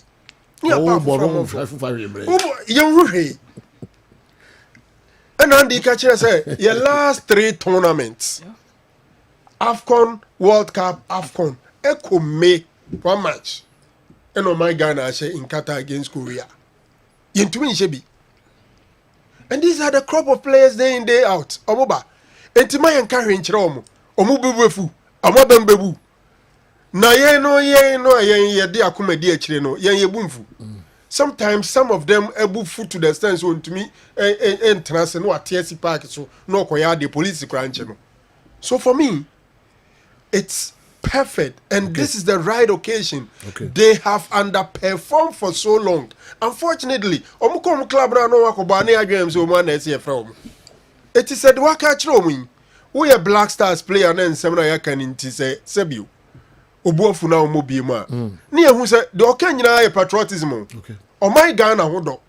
Se oman no oman ni hia. Ma woni wo si akan na de nkunim breya. You make over 30 million people forget their problem. They get happy. If you can't do it for us, you better stay away. So I agree with him perfectly. For the first time I agree with Keto Kreku. Jam school. Jam school.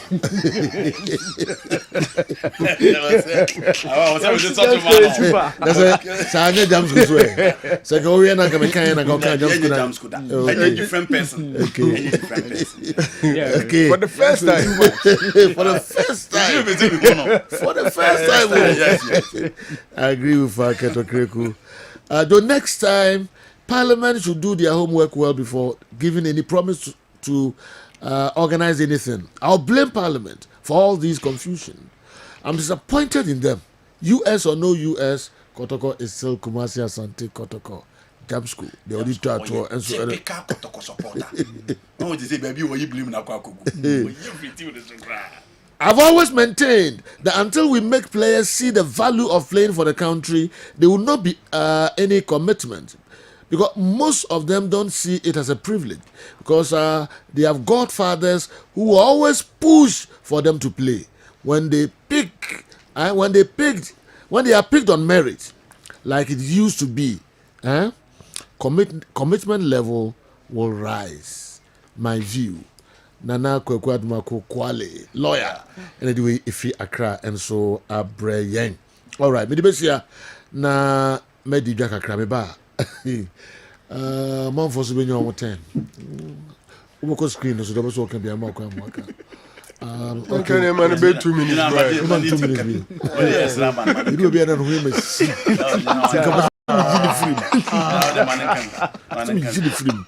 Now we go to screen. Wait. All right, Chief, in 7 year golden. Yeah. Cut in 7 year golden. Or cano, I felt say we cried the as football penimoon because I say Ubia Sabe or Tom Force and our phones, no cheap place, and Aquasha one corner, no any breakers. He really spoke with every heart of a Ghanaian. Now, my imagination say he is the wrong person to do that job. He, as a president of our football association, was a wrong person. So golden words from a very wrong person. My imagination say you will be a psychologist that will nimu kasa to say the Kurt Becker say that person should have been better than Kurt himself. For instance, Kurt a man kobobo no mokasa. And 24 kobobo no mokasa. Omo shi jama yehuno. Kata 2022 okasa say yeah. It's the first time I Kurt okasa say. Afcon okasa say yeah. Afcon bio okasa say yeah. Results no and the came say back open ya winning. What has been the impact of the kasa no? What has been the impact? Are we Ghanaians saying this is the first time I hear who's a caretaker? As I say, a quan for Frobi or what? I need some crew you be able to me upon out. I'm a place not here. Now all Casano or shall Jordan are you and him? Or shall I lead you say to him? Yeah, you should depend on Casa. I agree, but I want to cast some natural. You want to have something out of them. Omudidi and Omudi spoons and a fox on a tour to one with you. Or we are not see now. I'm a bit more warm myself. I fall from the bombs. I lead you say to find a fork or kind of TCO. These are the boys you are speaking to. You should have a connection to their heart. A psychologist, a former player, be a big character, big heart. With him situation, boys in room say, "Hey, bimpo, and you pay no fan and pay for me. Hey, bimpo, and you pay no fan pay for me." So, media men can say golden words from a very wrong person. My opinion, no. The head of the Football Association. And never for a very long time, Black Stars into me winning and the 20 and the 17 year day now IBB Black Stars. AFCON someone to qualify Niger and Bodro Angola for the first time in 24 years. The president of the FA was a Umina no Nezekasa. Kasa when your first time market take into impact in the and number two, there was paying nominate other countries football take off. Do we see their president going out English FA, Argentina FA, Egypt FA? That's not the first time Kurt is doing it. Okasa 24 say a man Okasa say Blaster Okasa say impact in the say. So far impact in the say. And I'm say a former player be on him situation a boys in the womb. Why a be much now? Why be more show commitment? No, obeti me kasa in that regard. I send you no here. Your opinion? Yes, sir. My opinion. All right, me that's it. Yebesia na yakofa commercials kakra aba. Na we any semens heba. And aba be di enkomo eba. Na fi aba bansem no mu enso eye ama obia atijo. I'm almost crying. In fact, Kurt Okreku has really spoken well today. The players must bow down their heads in shame. Barros Bibiani Unadiwi and so Abre.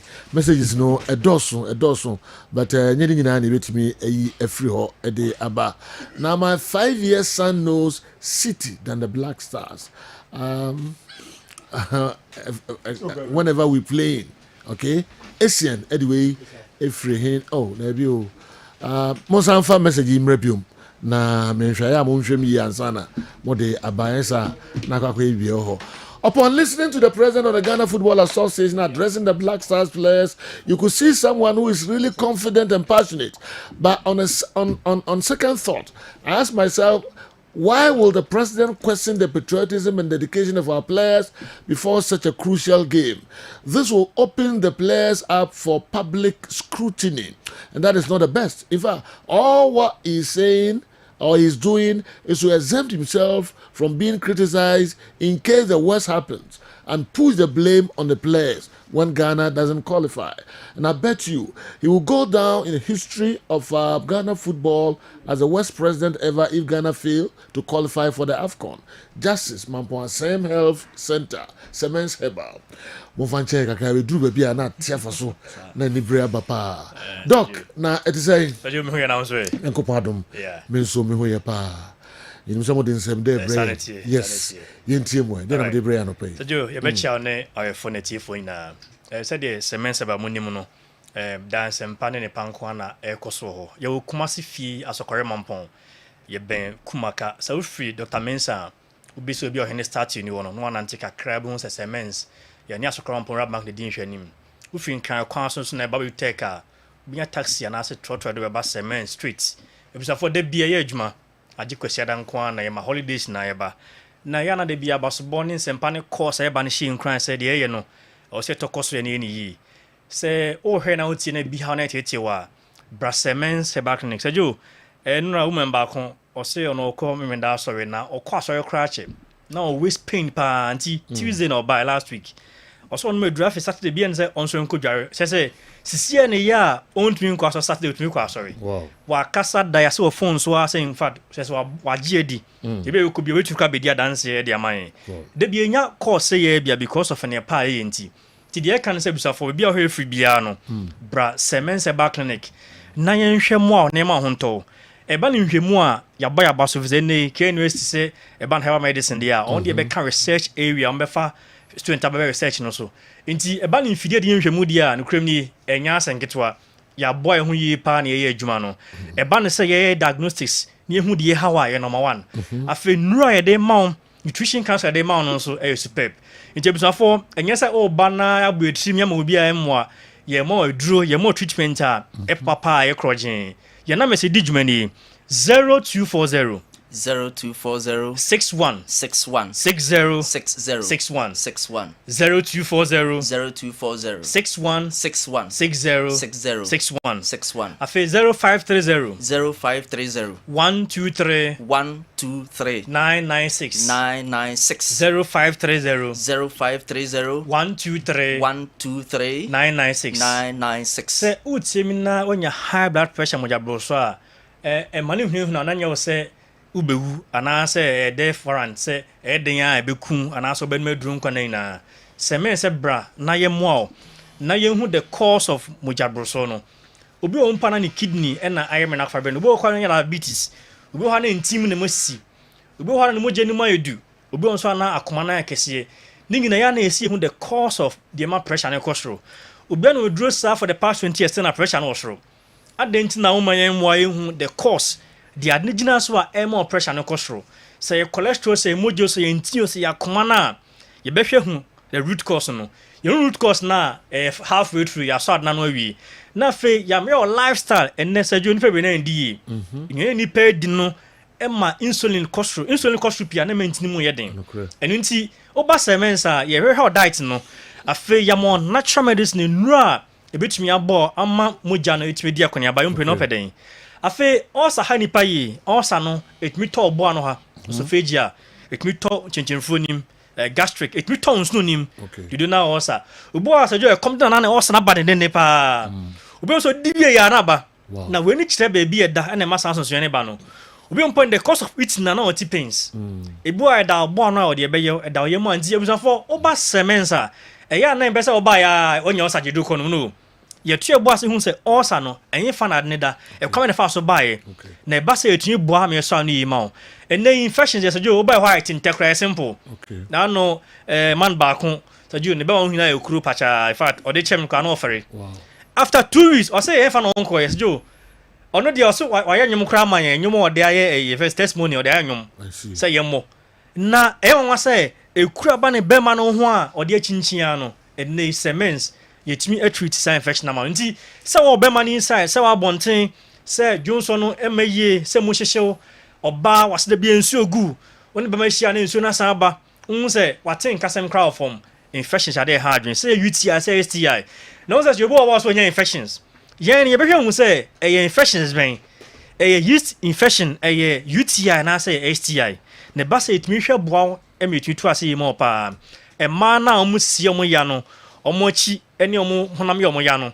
physiotherapy de yaba sɛ yɛbɛhwɛ aboa ayɛ reflex massage ama ho atɔ ebusafo sɛmɛ ɛkɔ so no ano ɔde yɛka sɛ yɛka yɛn sɔrɔ na fɛnamɛs na fɛ yɛn 0240 61 61 60 60 61 61 0240 61 60 61 afei 0530 123 996 0530 123 996 sɛ asɛ bie plant wɔ sɛ onyare kora bɛyɛ check up o kidney o liver umuja ho den prostrate any scans out do na e be e de ama ho twa to kama pa nse jo me ma gan doctor je kaka so sama yin agan general said na doctor kan yare bebre e na ma yesisi ya general ai obi anya ulcer obi anya typhoid obi anya gonorrhea ama ne sisi ya ne ya pa said ye pese udi adanse said ye maame no edi adanse ni nti no ye ka kire wo se Semens Herbal Clinic, see ye drone na yedi aba bonteno. A ye no Semens Vital Herbal Mixture and Capsules. A ne mra na yedi agan no. Ebi odwa so. Me pa chaw se usisi no adwuma wo ye nti ama usisi ni ye ya den. Usisi no sabi ama o mema sem kofom. Wo ye bema untimi mo adwuma se de bema bia wo so wo bo. Me pa chaw usisi no ama wanya sciatica ama oto ase twetwon.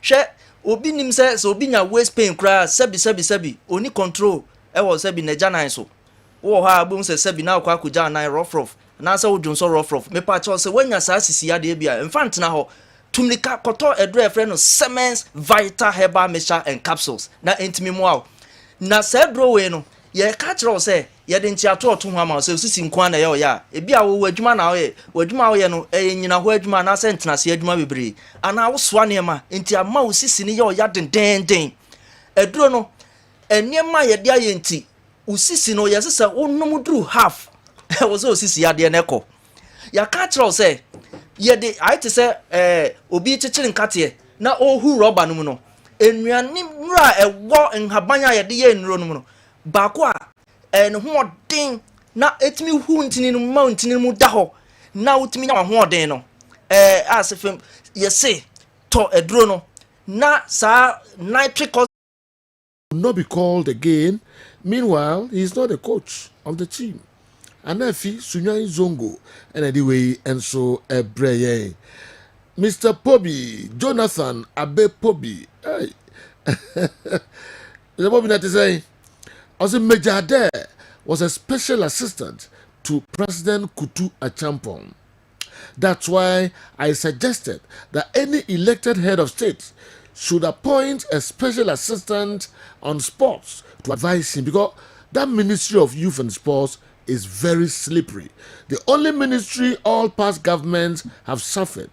This approval by CAF is a plus for Nana Addo Akufo-Addo. All right. We free J. Abe Pobi, Mr. Abe Pobi, and anyway, and so Breye. Mr. Pobi, a chaupa, baby, a wobia. Maminko, a awa Muhammad, na onfakakra, and so, Nafi, Emetuaso, and fa, Emamo. Awa, Sejo, yes, sir. Sejo, just see a Ababa Tuja, say, yɛbɛhyia Nigeria ɛwɔ CHAN qualifiers no sɛ jo say already last week in the dika bɛtu dwa sɛ 9th ɛyɛ ne no ɔmo bɛyɛ the draw for the CHAN qualifiers no sɛ ɔbɛkaeɛ last CHAN tournament interestingly yɛhyia ɔmo na ɔmo na yɛyi ɔmo ɛtumi de qualify to the tournament no that was after we eliminated Benin okay free ban adwuma mo yɛhyɛ Benin for no home and away and then we met the Nigerians yɛhyɛ ɔmo 2-0 ɛwɔ Cape Coast and ɔmo so hyɛ yɛ 2-0 ɛwɔ the Moshood Abiola Stadium and the post match penalties. Dan Lad was very, very, very influential on that day and he masterminded a top notch performance for us to use post match penalties said ye Nigeria for no frame. So said you ababe told you say ibishiamu na weno a likely say sani o mas ye draw no kamo de draw no kwa pages mo de beto ananka amanfo said ye draw na ye so said you oh ye no ye wafu zombie so ye honom no ye ne Nigeria Asia no you ubehu Cote d'Ivoire and then Burkina Faso mushia and then there is first game I know no bebaso between Togo and Benin so the winner of that one and Ebabeshia Niger so we know the I think it's one off game so if you are scaled through it's likely you are going to the next CHAN tournament na ebebaso so say you no ni info ebabewoso say you anopano na me kase Kwesi Appiah yen situation a edi kan wuremu yi he is also one of the main person on so ababewum okay ye last World Cup qualifier yentimi anko which was Russia 2018 after 2 rounds of games that was against Uganda that was against Egypt and no Avram Grant in a boy the next game was Kwesi Appiah wabra ye draw ewo Baba Yara Sports Stadium and interestingly your first game no ye born Tamale the next game no ye change venue no and the same also happens in this situation. Your first game no ye bono Baba Yara. Your next game your home game no the venue has been changed to Accra Sports Stadium. Now interestingly say you me pesenka pages more that free kicker Abdul Rahman or boy in that game against Angola mo take a man here 1-1. Ya catalog free kicks and say you way a video made to show how important or how dangerous these Sudanese are going to be, especially when it comes to set pieces. Yan cast your mind back. Yan Central African Republic ewaha Luis Mafuta third goal no. Said it was a free kick. And that I know so na ya born no ebani wie ya nisa. The Sudanese will be very very dangerous said you. And no me can say omoba AFCON qualifiers ewaha. Omo nhye go wahada. But ebia ochina they could score a goal. And said yo obi outside very very key to the Sudanese setup coach Ignatius Osefusu ono no analyze games no niema ye face an unfortunate situation say ye bo opponent omo team of technical team omo nim ye pa more than we knew them.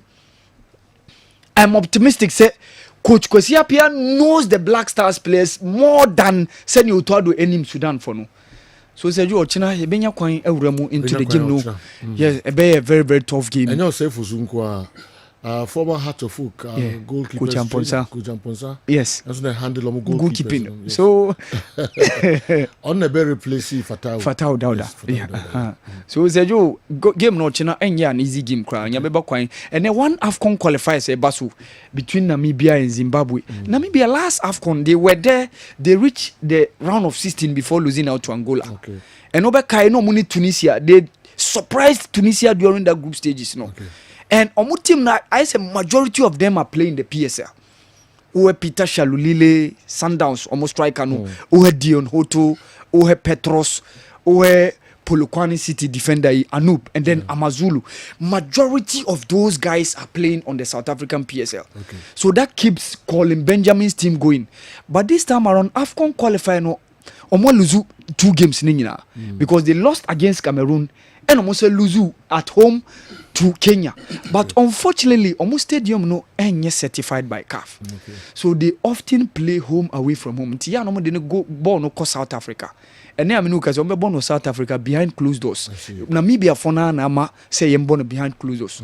Omo ball against Zimbabwe. Zimbabwe, some of them players no air returning back. Come on billiard for long term. After say free national team no wababa kaine benye hunu knowledge Musona and marvelous Nakamba, formerly of Aston Villa, onusu Luton Town. So a very very very difficult game for Colin Benjamin.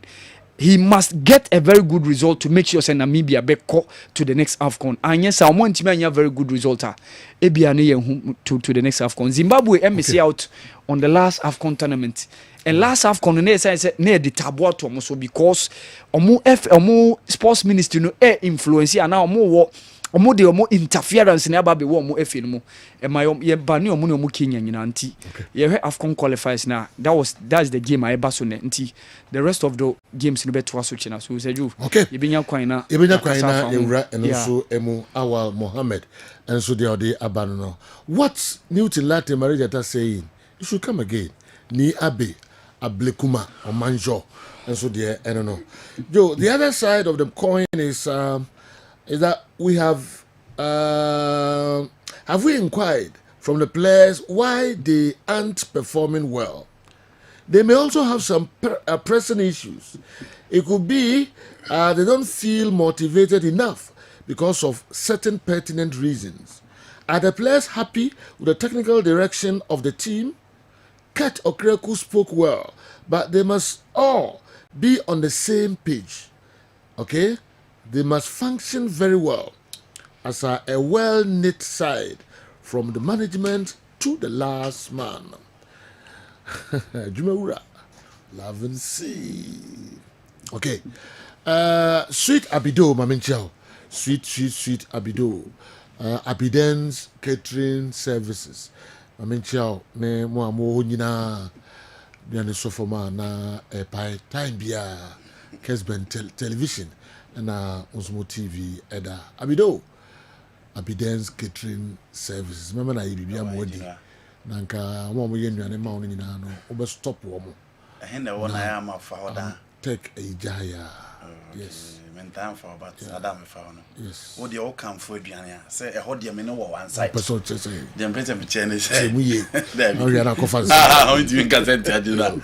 Aduane ho to de me no adwuma ye no.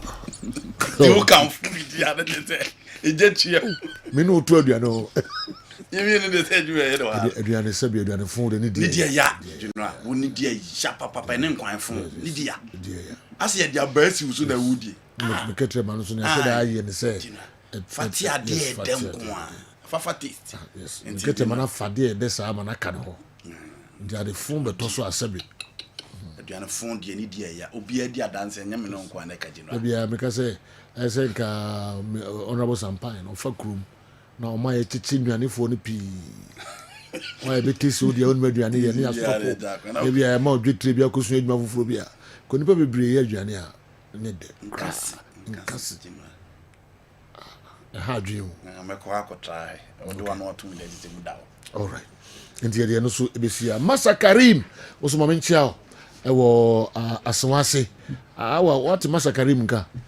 Homemade suits ankasa. So you suit Kruba. Masa, don't go there. I see. Don't go there. Inti ese me demo ko. Na opimpem bi hihye mo. Na mo bati Masa Karim enso enka. Suit na nya yi desa dia. Masa Karim ni workers ni na mo so mo fa Kessben dia agro. Ma menchia mo. Afei ye be ko Newton Latte Marigata ho. Na ya kohwe the new enso aboabo no kakra e de ebre. Oso nyame ya adom ochina na obehwe Sudan for no yie pa. Ba na de na ohwe e de amaye. News why ready a mamra ho na fa kakra twimai. I'm saying Newton and you're ready. All right. Enti yeah. Over the message by CCA and Mame addressed that particular message. Sajo, me jitu say football coaches me a strong advocate for coaches. Me jitu say blaster players na bia no more problem ba ko na mienu bi e wo omu so ye nipa. But you know, in football there are some games you don't need tactics to win. Football, sir. You know, there are some games you don't need tactics to win. You coach in na be. You know, any game bia. And the member said you oh example. Kai when you had Chelsea against Barcelona. Near Gary Cahill near red card no near Fernando Torres a share man here 2-2. Okay. Ebe do maybe omo the tactics to change said you. Those Chelsea players played their heart out. I see. Emma Chelsea eliminate. You time behind a coach direction from the bench. You know, I thought there be a one who from the bench and they say players the zeal and the ability to fight for you know. Yeah, around 16. Go and watch the Cameroon versus Ghana game in 2018. I almost say one is one attack. Cameroon players were already 1990 World Cup Argentina and Cameroon. Argentina and Cameroon. Cameroon how many players in Argentina? 9 against 11. 9 against 11. Argentina winning. Cameroon winning against Argentina. I'm not saying tactics and yet. But general, se Ghana ye ni Comoros or kwako ball. Se Ghana ye ni Central African Republic kwako bobo. Se Ghana ye ni Niger kwako ball. Amosi general just say no players mo. Ye chi omo tenase mo mani je omo to omo. Almost ye sa omo sabrane anto na makwako che. No. Otado so head the position of President Kurt deliver said was here deliver the speech and we have a weak technical handler infanto. But you know the game against Nigeria and yet tactics as them cry. Say Cameroon video now already on family. And to people who are saying that you know at TV, this is Samuel Eto'o. Fekafoot president in the TV nation or Kasano. Cameroon for a bomb match no mulusu 1-0 to Burundi. What say? Only Cameroon now no ne Patrick Mboma bo 9 and 10. Yes. Oman beyi kini Roger Mela mo Cameroon and you Burundi na shawo. Some country players. So what is Newton talking about? A lot of people are saying that not Newton alone. This is someone Eto'o. He is the Fekafoot president. Okay. Et je bagarre avec tout le monde pour vous mettre dans les meilleures conditions. Parce que vous êtes assis là, vous ne savez pas quel bagage est derrière pour vous mettre dans les meilleures conditions. Mais quand on vient, c'est le Cameroun, les gars. Le Cameroun, pour moi, il n'y a rien de plus beau. Il n'y a rien de plus beau. Je donnerai ma vie pour mon pays. Il n'y a rien de plus beau. J'ai une très grande estime de mon pays. Et je vais arriver là où je vais. Avec vous ou sans vous. Si vous voulez être dans ce voyage, vous devez vous bouger, les gars. Je vous dis. Parce que cette Coupe du Monde, ne soyez pas sûr que vous serez dans cette liste. Si c'est ce que j'ai vu aujourd'hui, vous ne serez pas dans cette liste. J'ai besoin de plus, les gars. J'ai besoin de beaucoup plus. Parce que moi, je rêve de gagner cette Coupe du Monde. Et tous les problèmes que j'ai connus comme joueur ne vont pas se répéter. Et mon premier choix, c'est d'avoir un groupe humainement bon. Parce que j'ai raté parce que je n'avais pas un groupe humainement bon. Mais j'avais des grands joueurs. Et de très très bons joueurs, les gars, croyez-moi. J'avais des équipes incroyables. Mais le groupe n'était pas humainement bon. Et mon premier match. Oh, and I'm trying so. Naro, una what friends kakra. General. Na near break right check to kriku. Enye easy. I said the boy full bless no take it to kriku. Nsɛmhunu a mudi no park no so. Se sei ne ɛbɔ na. Yeah. Nkam kɔn bɛdɔ sɛ butu kran kam de misa bɛhyɛ mu na bɛhyɛ bi. Wow. Next time a mɛfrɛ wa ɔbɛyɛ sei no, yɛmfrɛ obi mu. Wo a wontumi mmɔ ne nɛ ka kyerɛ ɛkyina yɛbɛtwa take it no akɔ. General. Samuel Eto'o said no. The community move from back. Comfort to friend to go out. And comfort to friend to go out. Already poster. Sergio onibana wa mokomno. Ademika unyini. Ya damfo no. Sergio adamfo wa mokomno. Kam kwa mo ko bedo so mbeba be football. Ya no de wom. Franco Naro. And comfort Muchira park friends call for go out. Muchira park so mu Dumika. Send them another fifi no translate. I'm a fifi. Frenchman. I would have trim so katante. What's the saying your bona? Come come bedo kwa se football mbebo bi. Wa wontumi mo ne ya aka ekina yebetwa take it amwako. Nyi say na Cameroon for you free mo. Muchira park so ese mu di ago. Oh come on pay my country. Me my. But you chat. Ojedi. Me catch them. Me Samuel. No, I say one about you. They chat on the one fan camp. You have no problem to be changing the whole team. You know that's it. And no the chat. Some nyina obi aso mo changing the video the moment friends call will say something different from what I've seen. There was callers the scorers will tell you Okay, what we kwaba? Masende ama. Na em say na ho chire be chire wo ho nti wi ase. Chire kura. Jema ka chire ne wo. Say na yebo. Odi ahomti e be dwane akọ UK. Enne Cameroon enie. Indomitable lion. Enye no. Wo for to explain. Dinam ama. All right. Chire tie for say kwaba. Asemra no ma chire how. All right. How kra jo ko furu. Ba na ni abrepa seriously. Yeah. This is Samuel Eto. Enti wo sin di kwa se kete kan. Eto akabi. Say e de bia jiro e example. Example na mdia ma. O se Cameroon no be boy no. Ono ene Rojamela Cameroon no. Burundi ense wo mo. And he had no problem. Say obe change the whole team only problem. So that is Samuel Eto for you. Enti jino me baba bi si so say ye nya ko president ensem no. Matches bi wo ho a said sisi e bi da na no kotoko ne young apostles ko board ra ne nyina di egu kochogum ne players you know se kotoko ne me fan second division side kwa akobọ match no ma she kotoko mo se yeni coach problem dia no ye entertain is asem no I was so working to keep the standard of the team. Brazil ne Benin abebo match that Benin ne Brazil abodra mo say ye mpe coach dia no, nobody will entertain that, no fan will entertain that. Where to keep the standard of Brazil sa na ye wo.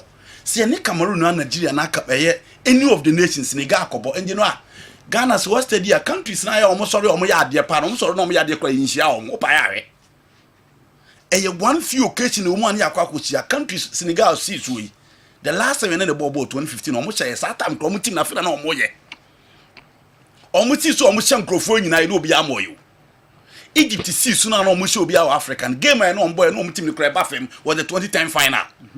Inti omo si so omo ya ade wa Africa ha no je no a Morocco nkoan omo so kra de na start e na omo de shey iti sejo ye nyanefo iti se Ghana kobo against Niger na ye kobo na se antimi ama ye nkoka se coach tatis nye ye nkoka se coach nyade ye bebo ye players na ti se anti on semenyo ne Justin Clebert ni and Christy mo ebo bomofo no je no a William Salonke mo ko ye o makofa Evanelson abano se ne performance na obebo han se sa na oba nko the position ene eda athletic ni Daily Mail mu se Liverpool HC Anton Semenyo Thomas Tepate Arsenal are real of midfielders still our keeping the position in that midfield sa fetre ball na wa bomber blaster for years na oba agina nko better position there be enko nya sa position no enti ne game bia na yakobo na sa nko yi akudus hwe West Ham players omo gino a West Ham omo midfield ekosi attack obia with the potential to play for a team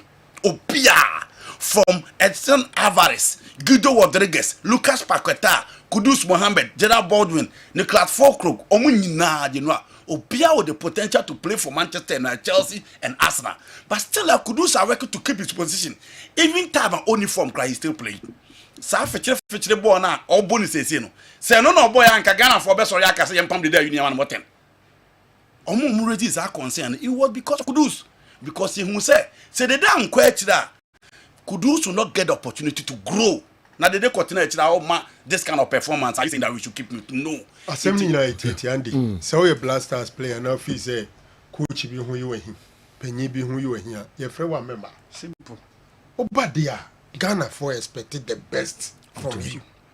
Say even if you say hotel I buy ya na do be dan ho nya akono a ye frɛ wa no pe excuse bi amaye ene je fish up obi bonidi so ma oten ba bi what you say now ba momudi a you expected the best from you and you must be told and I think say you see the kind of radio suni TV suni social media no but in this particular case somebody is watching you eyeball to eyeball in plain language or showing him the demeanor, his body language, his passion and everything. You see it. If you can't afford it to come down again, please you stay away. But when you come, you belong to the privileged group. Do the best for us. We will celebrate and adore you. Okay, it's the best thing. Beautiful dear yampa rough, especially when you are enticed by the aroma to buy it only to be disappointed. There are Bakubu e kwa so money udu wa ase ye the perfume wo wiase na na ababigo na de kotobi hwe udu fie na ni pakuru jon ha we nchede fufu joint like yes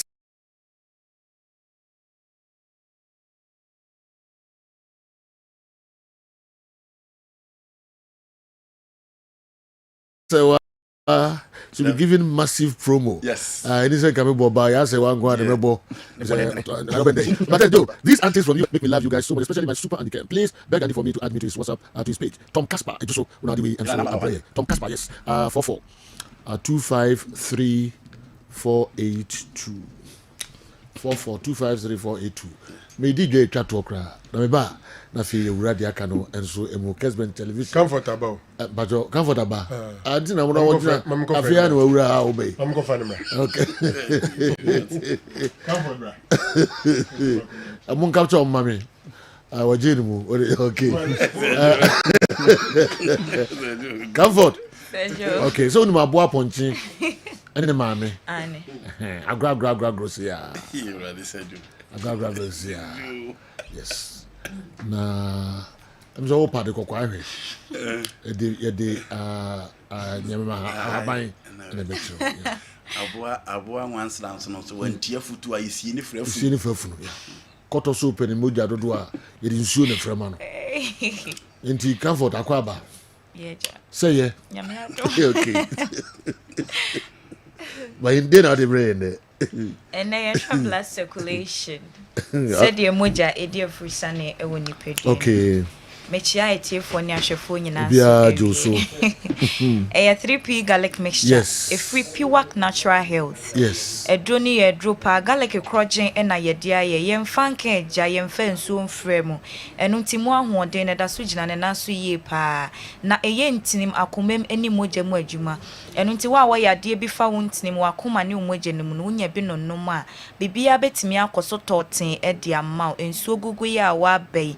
Ebi ana honam mre ne honam yaw ene wo so ahotutuo wedra ne 3P garlic mixture de pebinonom ne nyina ebe free honom na ansa na mede mo bewra blood circulation no doctor aye krado twen se mo befre na waboa mo ama mo nimde e wo kwan mo befa so asomo yade ano eno ntime de doctor number no tudwa wo bibiara emfre na doctor ehunu kwan obefa so aboa no doctor number no 0248 92 88 24 0248 928824 say ka blood circulation na se moja edi afurusane ewo nipaduanim ya kwa ye be nyina moja bi ene edi afurusane wo ye mu enu nti ene ma ye kɔ eba na akoma no ene hwe se ebe pompi moja no edi ama nipadua no enu ti de bia ne moja dodo a akoma no epompe enu ti sa wo nipadua no moja entimi ne afurusane wo ma na kyerɛ se bibi enkoyie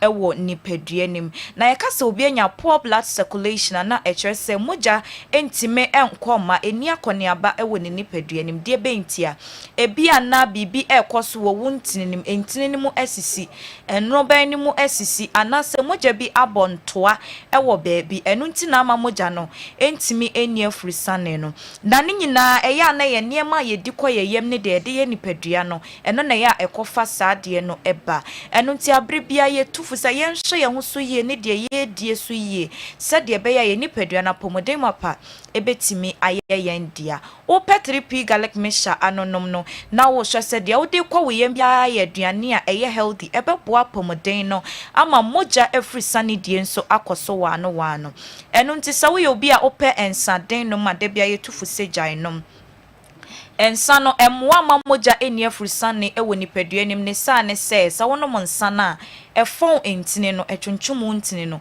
enu ti moja entime mfentine nim emesen enko emma enu ti ya na ya hye ne nso na ya hye ne ya na de ho ato nsane so ena menua ewu ene mebura je se mo be fa me da bi eni kwan sa wo de wo ho to so sa ensane ntu adwenjwen entu areho ede wo how bebre ene san ebre nipadua no enu ti wa opensa den num bia ye tufu se jai num se de be ya wuntine ne nso bambo kese ebeba ho na moja etimi edi afurusane ewo wo nipaduanim afe we obi a opesra de nam woni de ye srade nam anwaduane bebre anwane de wo bedi o nanso susudi anwane wo bedi na ekirasem edoso wo nipaduanim bebre esisi wo ntininim emmoa emma entine mu na ho emma moja sese besene kɔ no emmesen na akɔyɛ ɔhaw bebree de ama nipadua no ɛno nti ya na yetufu anadwo didie sradenam ensa anwa aduane bebree yɛnhwɛ sɛ yɛbɛgyae saa nneɛma no nyinaa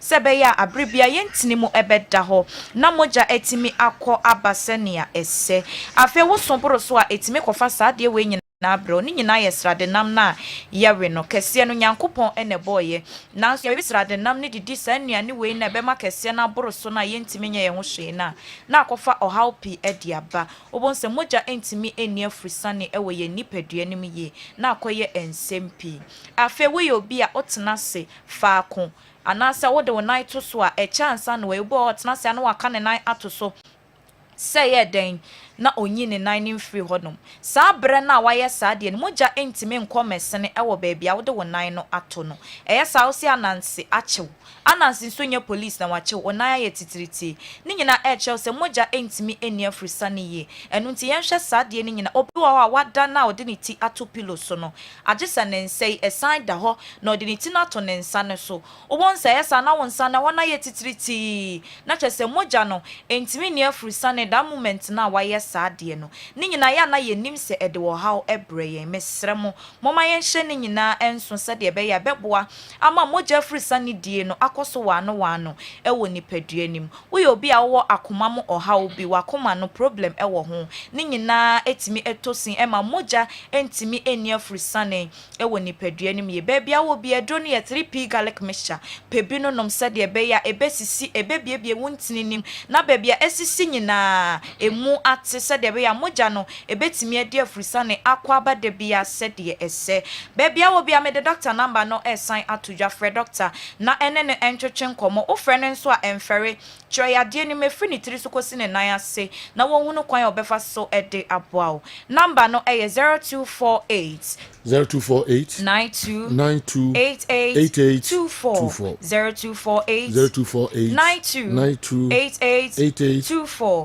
afei bon sɛ sɛ mogya entimi eni afrisane wo ɛwɔ nipadua no mu yi a ɛwɔ hɔ a na wo honam ɛya wo mrɛmrɛmrɛ wo hu deɛ wayɛ bia nanso ahoɔmrɛ ɛwɔ wo so pa ne nyina ɛkyerɛ wo sɛ mogya entimi eni afrisane yi ɛwɔ wo nipadua nim wa mpɛ ho pumasibra na ɛkɔda ne wo so asɛm afei wɔ wabon sɛ wo nan ne wo nsata yɛ otitiriti anasa wo nipadua na kwa baabi ɛta yɛ otitiriti na ɛkyerɛ wo sɛ mogya entimi ɛnkɔ mɛsene ɛwɔ saa beaeɛ hɔ ɛno na akɔfa saa ɔhaw no ɛde abrɛ sɛ mogya ani afrisane wɔ nipadua nim a wontimi ɛnko nkɔ w'ani mfi sɛ mogya no ɛno na tie mu ɛma yɛ nkwa ɛma yɛtimi de nante ɛkɔba ɛno nti sɛ wo de mogya ntimi ni afrisane na kɔyɛ sɛ ɔhaw ɛna aba nipadua no ɛso afɛ wɔ hɔ no mabɔ nsa wo nan mu ne wo nsɛm ɛta yɛ nwunwunwunu wo a wo nhyɛ fridge unwu yɛ nti die nti na wo na ma yɛ nwunwunwunu temperature na kɔ soro boro so bebra ɛnyɛ ne ne kwan sɛ ɛyɛ nwunu ɛboro so pi nti wo yɛ obi a wota experience saa nneɛma we nyinaa bia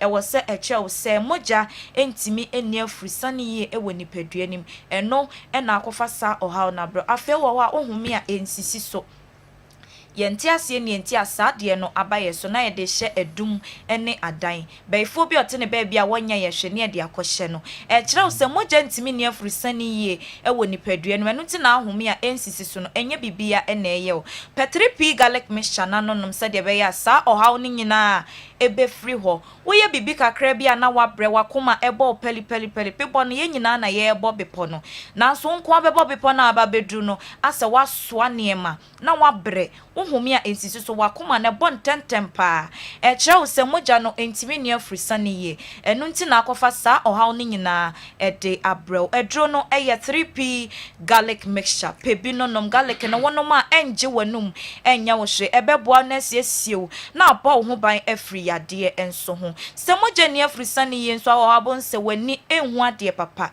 wani so ɛyɛ wo wisi afei wo honam nyinaa ɛbɛyɛ wo yayaya wo wa na honam yaw atiesi so honam taa yɛ wo ya wo deɛ wo nko a wayɛ nanso ahotutu efrɛ na ahotutu ɛtew so paa ɛmpɛ sɛ ɛbɛsɔre ne nyinaa ɛkyɛw sɛ bibi na enkoyie ɛwɔ nipadua ni moja entimi eni afrisani ye eno ntime sraw P3 garlic mixture na no se de be ya ebeboa na abo wa pomoden ho ban na moja nso etimi edi afrisani ye ewo nipaduanim na ene enkrofo eye adro ni bigumpa eno nti ukodwa so na P3 ni biato obi ka che se ebinie piwakfo na ye se adro we ba enya 3p na nso ye omadro esasa ya de na bia wo se wo mpe no Piwak no eye droba ko pe ene de aba adwaman so eye 3p garlic mixture yemfa edrobia enka ho emai enu nti enko emo bi mfa so kwa enna achenchena edro no woto emehwa epai garlic eda ho nso ye kokko ni ti nso ye kokko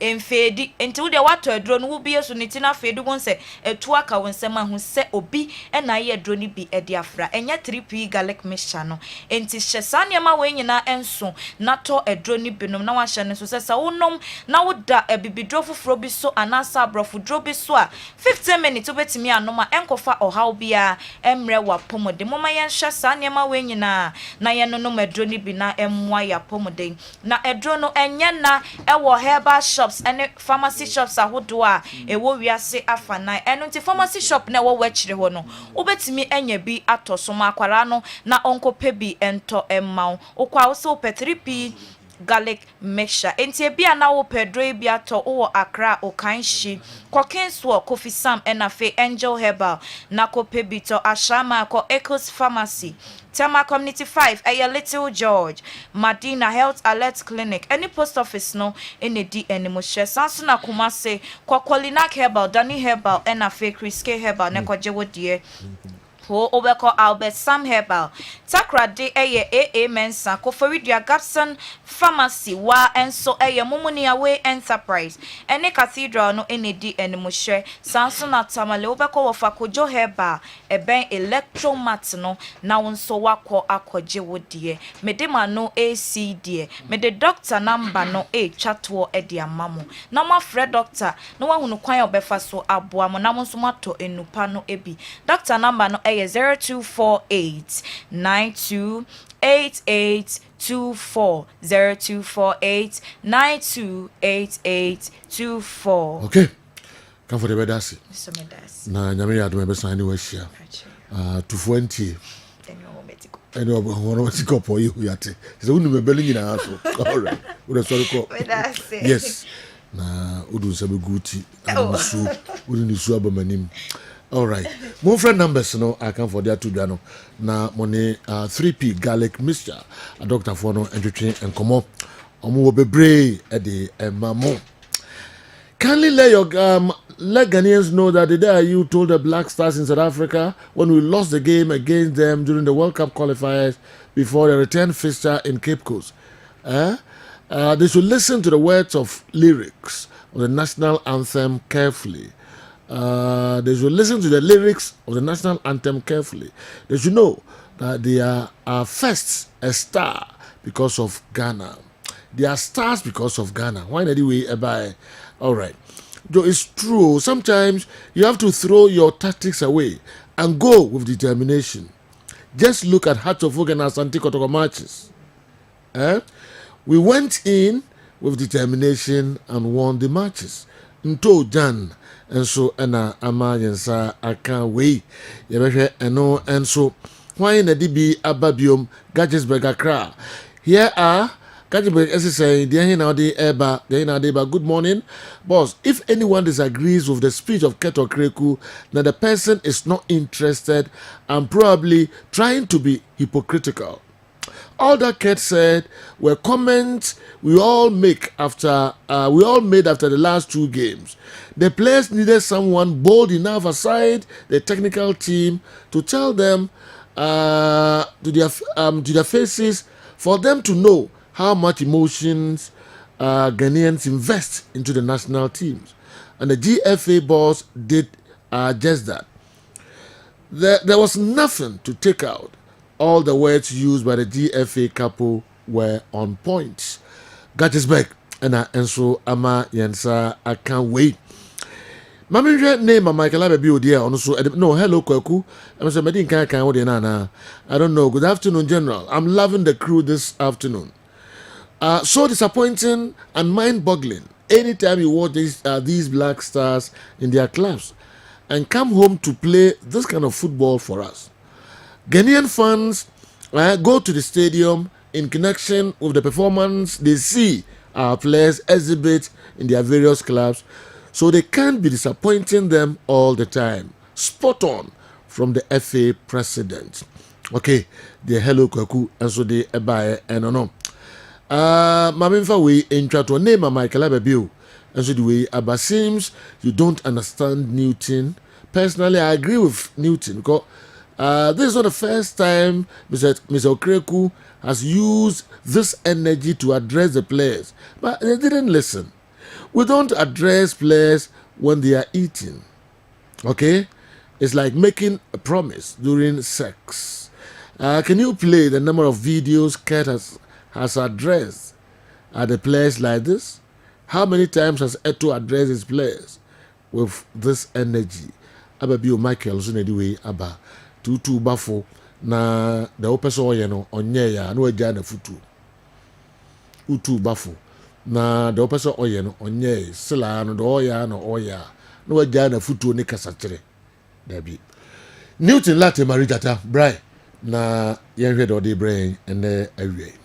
All right, Chief, masom studio ha na Ghana Blasters na kono nyakopo ya adom china against Sudan national team. Of course, we also blessed sir Ghana Nina AD Sudan and Nimjinaba coach Kosiapia. So it's just going to be all Ghana affairs. But men can say now a cool idea. I know what Kakra general based on the knowledge Sudan national team coach Kosiapia all Ghana. So now Osha on the last couple of games of a bar Becca Sembebredi Atro say we are not playing against a technical team beer or so much sir. Angola and the last team of ball editor Sudan national team. Obo fear said able fear so that game no a very important our discussion. 70.4% of the time Angola enjoy possession as against 29.6% of that of Sudan. So it means in prenatal draw na ball no Sudan Angola for no now o breaking 70.4 no further downward. Omo possess ball no was certain area on the field. And 70% in no possess Sudan for the half. And right, you discuss Abubakar Esa, you discuss Mohamed Abdul Rahman, you discuss Saif Terry, all these guys in our attack. But the 4-3-3 also has something different. Now, all share how formation it's now. Coach Kwasiapia, me boy basu baby will be a Sudan squad way. What me they had general AFCON we know. You need some applause and no may highlight I'm Ghana for who Juma. Oh yeah, and possibly Robert aye. So Coach Kwasiapia is building a very, very good side of Sudan. Now, Osha the team no a team and full so rich with quality. So make us say Coach Kwasiapia about Juma of Sudan wa. Now as a semi board number. So 4-3-3 is what you see on your screen with a lone pivot. Sometimes to protect it back four no. But a lot of variations out there may highlight it can turn to 4-5-1, 4-2-3-1. All the variations in this formation, Emma who said Sudan really wanted to stay behind the ball. And to point number one, every time I hear building from deep at the Abano, so Joe, o share the highlight to TV so Sudan for no park and I have said there might more time, more period of the time. It is 70.4% now Omunya against Sudan no Angola for no I had no possession no, about 45% no. Omo haya and so Yakopon ya admo china Ghana so be enjoy majority of the possession. Now Osha all players are behind the ball in this circumstance, including the lead striker Mohamed Abdul Rahman. Now Osha maybe Ojaya number one, they are not pressing Angolans aggressively in their own half. Coach Kwasiapia catch any man say Momo ko Angola for so gidi sa. Omo relax it and make creative deeper blocks. Omo retreat into the spaces. Eti yam wo kyerɛ ho jiku be ho seleso wo be ho mumini wo be ho obi obenya selection abo bia how if the bobo ye ball no dodo na no mom uni free akyire ha say dia kono non territorially said the anam attack no ho na ye should go ho na ye purify the final passes. So area had the Sudan yam watch na omo my pressure eti wo sha kai say wo share the Kessben say catch you say Sudan be call with a central lock and then say we would have to really find ways to get the ball in the final third because in 15 hodie Nyambo watch na coach Kwasi Appiah oni e ne betena na omo very good because omo dominate aerially o the ball dey fast so omo ho na wasa share point number 2 ya starting game no all players are behind the ball in a typical 4-5-1 4-4-2 it can also be convertible so long balls no dey all send the they find means to deal with that na me busa say na me can profiles how between blended to get the best out of these guys it is washa omo Sudan, Angola, 40% of build it out. Adiba, Coach Kwasi Appiah, he's told the guys, said, make sure centrally you guys are solid and resolute. And Oma Equambia, Mama Da and Finfine said the Bea, Umbechemwako. It's born in a crack Angola, 40% of Besnako, but saying Finfine and Ubechemu the Aquadia. 2 players are about joining the first phase of build up. No? This is the second year. Second year, no, allocate with 2 players, including the captain. Eti kapate ho or ashimere never bow Elisha also finfin no boy never be twemu dia ko otu ado has to find out how he can move into the final third because centrally Sudan be looking finfin majority of possession no goalkeeper Tizigi one central defenders no be but finfin ha pa fade e be ye dia maye so it means the way for no be very important dia maye na o hwe formation we say no na o hwe akasi say it's a formation Obetini are converting in a typical 4-4-2. Metaka one sem Kessben say, Coach Kwasi Appiah there. Me and me papa no. You can't 4-4-2. Coach is a African continent no so. Achieve that formation one. Coach Kwasi Appiah can including even the stints with the Blasters. Okay, Jordan ni baby Jets up top. Now Wakwakonya a true any day out wide. Sometimes could just someone a true one of them. But this is Coach Kwasi Appiah in a bosom formation. Formation then I come so at the back 4, middle 4, and then the final 2 strikers. You know, now on your coach or tap pressing the brain, our attack, you know, or down at the ball. Now I try say the line 2 of the defense, not line 1 way. No, 50 has say no. A corner by to be. It is only the finest of passes our area ha. So the ball neighbor over or just a way for no. As sharp as the razor blade. Other than that, what the ball fan change the acquire adding. So you can be recycling the ball back in your own defense, trying to find a way to go into the final third in terms of the offensive transition. But I'm telling you, in order to go centrally now do any better so they are. Coach Kwasi Appiah, he does his job so well because on someone need team one, a better team attack and a better press it, a better exposing the defense, you know, to have a very good solid protection for the back line. Not just in the 4-4-2 no there can say centrality no yeah juma it is a TV no so na head me highlight the chrono no to ado nyam watch na adwuma is say wo no creativity has to be one of the major problems for wo so want to be creative it is 4-4-2 no na as I show has say no na 4-4-2 no secret o me say there's always the central lock keep 2 central midfielders no a better ball no they acquire man no keep you away from the ship watch closely 5-2 2 strikers no ma connect na ya 4 no na 2 players stay out wide protect say what the ball how the fire 5 so a 2 against 4 so how do we then go just call long ball now long ball no 7 you be hold them out or a certain Jordan at you so the point I am putting across here and say in order to go through the midfield zones you know very difficult. Just a good passes, players with first good touches, in close spaces, play out the ball manner in one channel. Because Okasa call on board there, and no crowd there, not to say what you perform and to Sudan for the team. Nanuntin Osha statistics and American they had almost about 8 corners in the game. 8 corners in the game. And you're more than some corner. This is the 4-4-2, you can watch it. Every time, all the players, you know, they stay behind the ball. Was 70% of the possession, you know, defenders never ball. But area, Hana, you finish it, Bibiano. When the ball is here, it becomes very, very, very difficult. The tournament part here, when they say they can translate defending into attacking. It been our show TV, sweet, a Krangola and Chebia. And this is why I keep saying, Sudan for strength, when you have the ball. Their strength lies in your possession. Who crab on our day battle. Now our balls are long ball, and no, and a yes Sudan for no almost strength. So they will not be pressing the Blasters. How we try to build up from that deep defense, you know. Oh yeah, Ankasa Yoho. Yankopo ya demochina. This will show up. But make a way, you know, doesn't mean say these guys, you know, yeah, Arabia, I want to be punished. Occasionally, there are certain times I'm not trying to say I'm winning boss, you know. But I did my chef from the team of Sudan, they say, They don't have the finest of passes in the final third. It's most of them passes not to draw now or multi touching it. But pressing Amakasa mouth pressing. Sometimes we shall go there by now. Angola for an equipe bono. I mean, let's go through this together.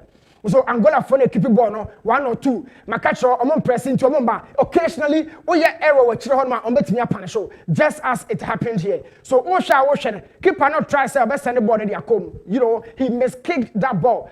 And na Sudan ya on first foul. Now Branson and more bread and son when you foul around the 53rd minute.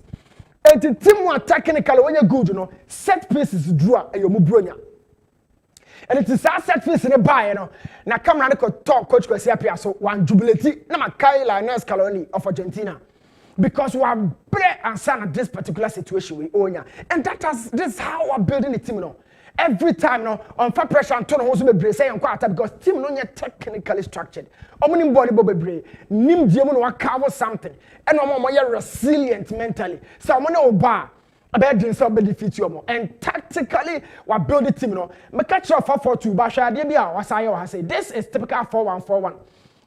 Otto coach down any bebo he knows Ghana and he really knows the team no strength and any weaknesses. So nyame ya adom ochina o hwehwe team no.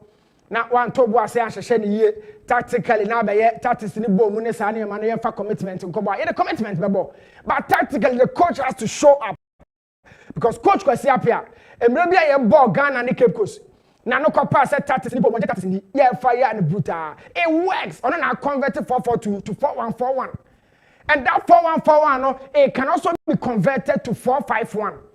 This is the real definition of possession and tactics. But without the ball, he has a very resolute formation to win the ball back from you. But you watch Blaster and channel more speed in your transitionally when you're born quickly moving into the final third. Now, my catch now, despite the 4-4-2, so only pass in between the lines.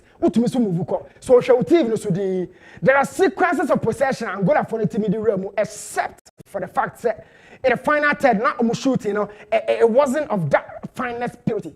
So I say 4-4-2 or 4-1-4-1 in now, but now go for sometime with me, cut the lines now at the ball, but they created some few chances out of it.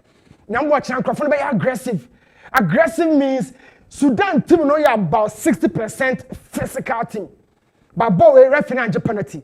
Now omo your way over and over and that is how the team has been playing. Omo nim ball ne ball. Unimu to kwa na atafa ball. So Sudan for ne be fa ball. In between the lines we can be receiving the ball but getting closer to the box omo you very very quick. And team found some can say 4-4-2 no a tight Rama Obreno. If Oshashaw you behind the lines no what me receive balls as to how we create something out of it no. Yeah na akawa nkasa. But Sudan will defend very very well tomorrow. Very very well. We need to up our creativity. Now my catcher say omuni good passes our team no. Omuni good passes. Share all the times so much ball they are the final third. I ball in that form no. Say long ball mbekwa. Say Joe ya no moto ball no touching it. So watch their final third passes. They are not really of the highest purity. The final pass are not passable on the actually. I will tell you. But your born bono and you qualify and your born bono kwa and I the first big teams the commitment I can want some done. Quality systems on the field. Players not tactical discipline. Coach Kessben in a group with Ghana, with other members like DJ, you're Bobo Jini, I'm more breast on the crab ball, and I pass it 5 passes at us. So, yet, I'm very strong in the group, and I'm Ghana yepa. So, I'm final passes in a day, and yet, now they will call almost set pieces. How I'm defending, and no matter Jumano Crano, as I a day more, say, I'm watching, say, from open play, no, because Kona Badia. In fact, I'm defending you. So I'm final passes in the end, and nothing I'm pet the long ball, no my chasing second ball, no. Every time. So I'm the ball never to form paper back come you know I caught when anymore. And the ball na BM like a typical attacking team build on so much technique, you know. These are not the guys. I'm final passes there, a mommy who back cry. Now the mommy who the reason why we are talking. Ghana your defense, you know, say. Also keep an pass ball they don't have technical players at all. But what has the coach told these guys? In a group with Ghana, Angola, Sudan for a year who have we say they are very, very physically built, well structured. On me try and watch now. Let me say, Gnashos, the young Paul Ball, no be able to do because on the Ghana phobia. Said you may show more games now, Gnashos in it, or would see and you know, young watch now, Babaya, on here, the see any power. Let's talk about some few set pieces from these guys. Now, you discuss how or more a team, no, but oh, shit, team now. Every time, where do they go most often? Colombo. Shall they be on my watch? I say, Angola Fona Kati almost 16 out. So 2 central defenders, and the keeper said, of course, short one, a back 2 for 2. So, in order to avoid this trap, no, you cut 16 out. 2 central defenders, no markets. Keeper in who needs over to pass a shot. It's almost style of playing, you know, my friend say 75 passes and more. Almost 75 long passes against Angola. Watch as you enjoy.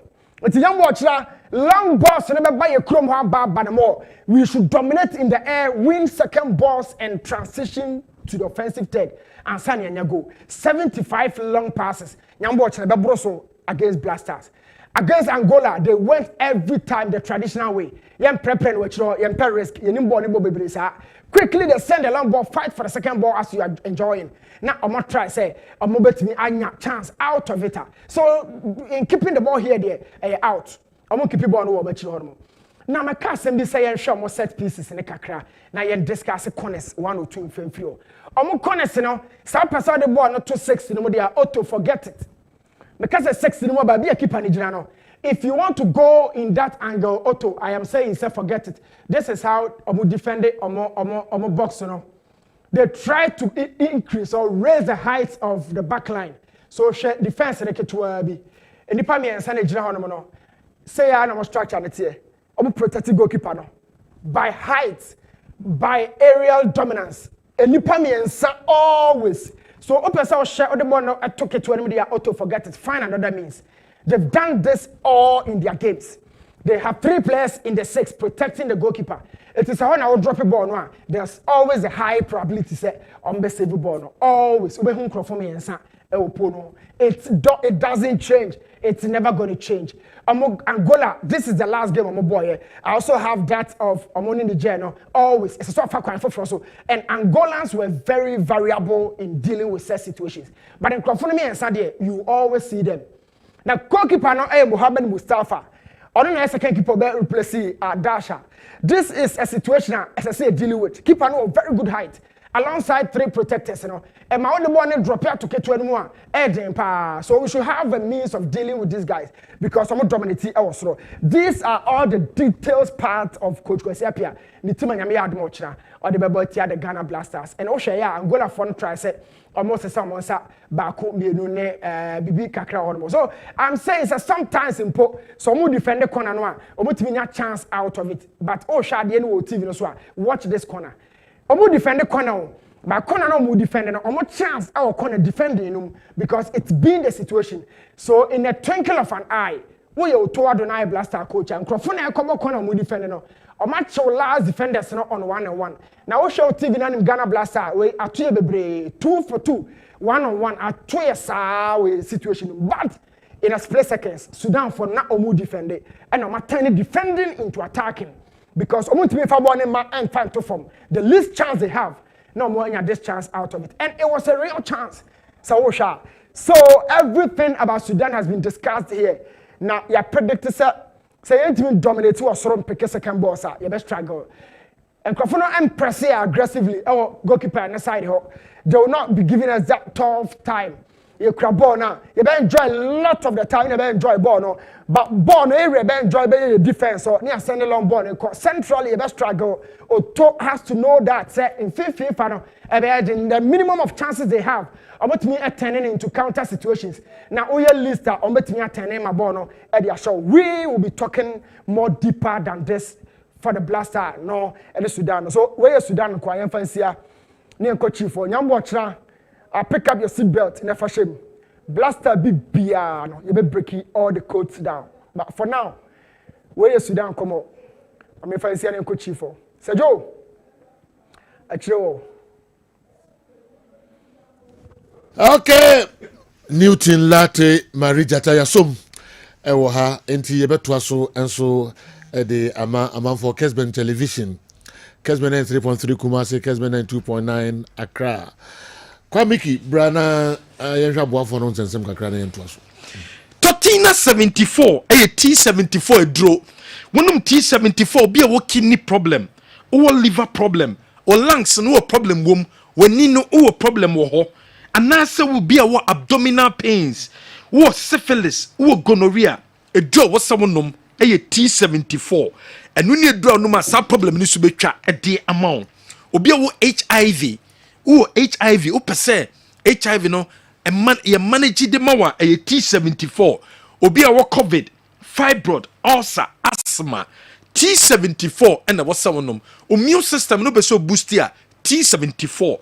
Any drugstore, chemical shop be a bekobiano, obenye biato. Your number is 0246 073498 0246 073498. Offer number way so ye bejo so. Drabin Rural Bank PLC. Drabin Rural Bank PLC. Drabin Rural Bank 1984. And ye buy says ye di 40 years. Now 40 years ye di in banking no. Ye chow say no oba now do see Kasambe dan Drabin Rural Bank Limited. And I say Drabin Rural Bank PLC winyam faso bebre awoso. Enunti and a wasoba. Brabe be a savings account awo yaswe. Now savings account no nyam faso awoso. Current accounts and a peso baby. That chinti investment account ye be the amount shares and a peso to. And now so you be a open loan and interest no ye bet you kit to ebi bank bi wa ko ji a loan wo mo a interest sisuno and nunti bo se we juma ne kwa wo disika ne ye no enko ye emfama fixed deposit and that's money transfers and a peso we microfinance VIP cash collection and a peso we na susu savings ni nyina so de be kwakoda Dwabi Rural Bank Limited and I say PLC yenya 40 years your number near 0271 409340 0271 409340 your head office no ewo eye Asante Dwabin branches awudo ene your branches awudo koho na nie nkoye adwuma your branch ewo Joso Bonre Aboso Dwabin Pankrono Roman Hill Magazine Sipetimpom Fumesa ene addition marketo uduwa ubehuyen ewo Dwabi Rural Bank PLC enya 40 years enunti bra na fa sika semno ebedan na sika semno ebekoye edi amount Ghana Career Migration Fair 2024 Ghana Career and Migration Fair 2024 eye dwumedia eba bekoso wo bia o pay dwuma ye wo bia o ye dwuma ene dwuma na wutim na nkoye mfa mawo obi a opese unya opportunity kese na busumi bia no yetua woka anaso obi a wo adwuma na opese ufa adwumaifo amombe ye adwuma de mawo uni problem eye Ghana Career and Migration Fair 2024 and also do hunremo bi na eboa ko Facebook uko Facebook a eye Ghana European Center enu ni edi no akwa register o register ho wi on the 16th and 17th October yi our Golden Bean Hotel o ne bia dwumedie no ebeba so bra ko register na bra obi a pay dwuma ye obi a wo dwuma so dwuma na wo mu no enkoye mfa mawo na pay dwuma foforo aye dia emane hawo the here so beko Ghana Career and Migration Fair 2024 on the 16th and 17th of October ewo a Golden Bean Hotel ebredru SG Mall say dear officially afeni be SG Mall no SG Mall aba for some years in nemom ni MBA because the intending MBA say some of the shops ni nyina no na enye ready say dear uko SG Mall shop bia ye ready bibia pebia no benye bia to ewo SG Mall Sementia Golden Mall efrintade eduane restaurant bebia mabedi agro saloon bebia be yuti bibia pebia obi otu kwan na ko shopping mall ura shopping mall obepie na bibia pebia no wonsa kebe no ehobi ene SG Mall official grand opening of the SG Mall no ebaso Friday opening a ceremony ne beba so 10 a.m. and a jumedie no ebekoso ewo SG Mall ho na ye wia enwumre no me free Kumasi fashion any music night and the bekoso high life jumedie and the kwako bonyu when 7 p.m. and a jumedie bekoso ofiri Kumasi fashion na wodi anaso ofiri Kumasi na do ho room bi e SG mohom Saturday 9th of November 10 a.m. ye Kumasi Peace Drive obia de ne kai bam kasa wodo ene de to so uyusu Toyota uyusu Hyundai uyusu ka bia nyina to so ne nam krom ye create awareness se election ne ba enu nti hia sumdue enso ewo eye Ghana na fe Saturday na nwumre 7 p.m. me free Kumasi concert ne baba so artista wo mo benie Kim Paluta eba sanso na Kofi Kinata eba Osekrom Sikeni ba wo nyina no eba ema dwumedie na tima koso MC sa wo mo bebenie Loving C ebeba MC Texas ebeba Nabman ebeba wo nyina eba ma dwumedie aye kwan sonkoso official grand opening of SG More activities nie o pese o ye company na pese o do ho batan ya anaso bia pese o do ho twitwim bia number we na o so frɛ 0553 422830 0553 422830 na wafrɛ yɛn wɔ number we so yɛbɛgye so wɔ bia pensa wo nsa no adwuma upe dwuma ye obeso tu kwanko kata anase Dubai opportunity na ba de amount insano dwuma nko na ye do moko se we carpenteri we masoni we painter we plumber we tiler anase we electrician edwuma bia ye de nsano edwuma anaso do nsa eye wo nimdie wo de opportunity na ba de amount sekata na se Dubai wo de dikan twa number ne to nyema obehia nie ye behia passport ye behia CV na for medical fee of 500 Ghana betua registration fee na 300 Ghana cedis na the 4 passport pictures account na for wo wie na fe ye de wo ko Dubai ne kata mo ko ye edwuma enya sika de ogu botom ye number obefren wo so nie 0554 547915 0554 547915 ye wo sokoban Kofo school Johnson so ene ye wo obi anso pa edwuma ye by day job ene ukoye edwuma ne etua uka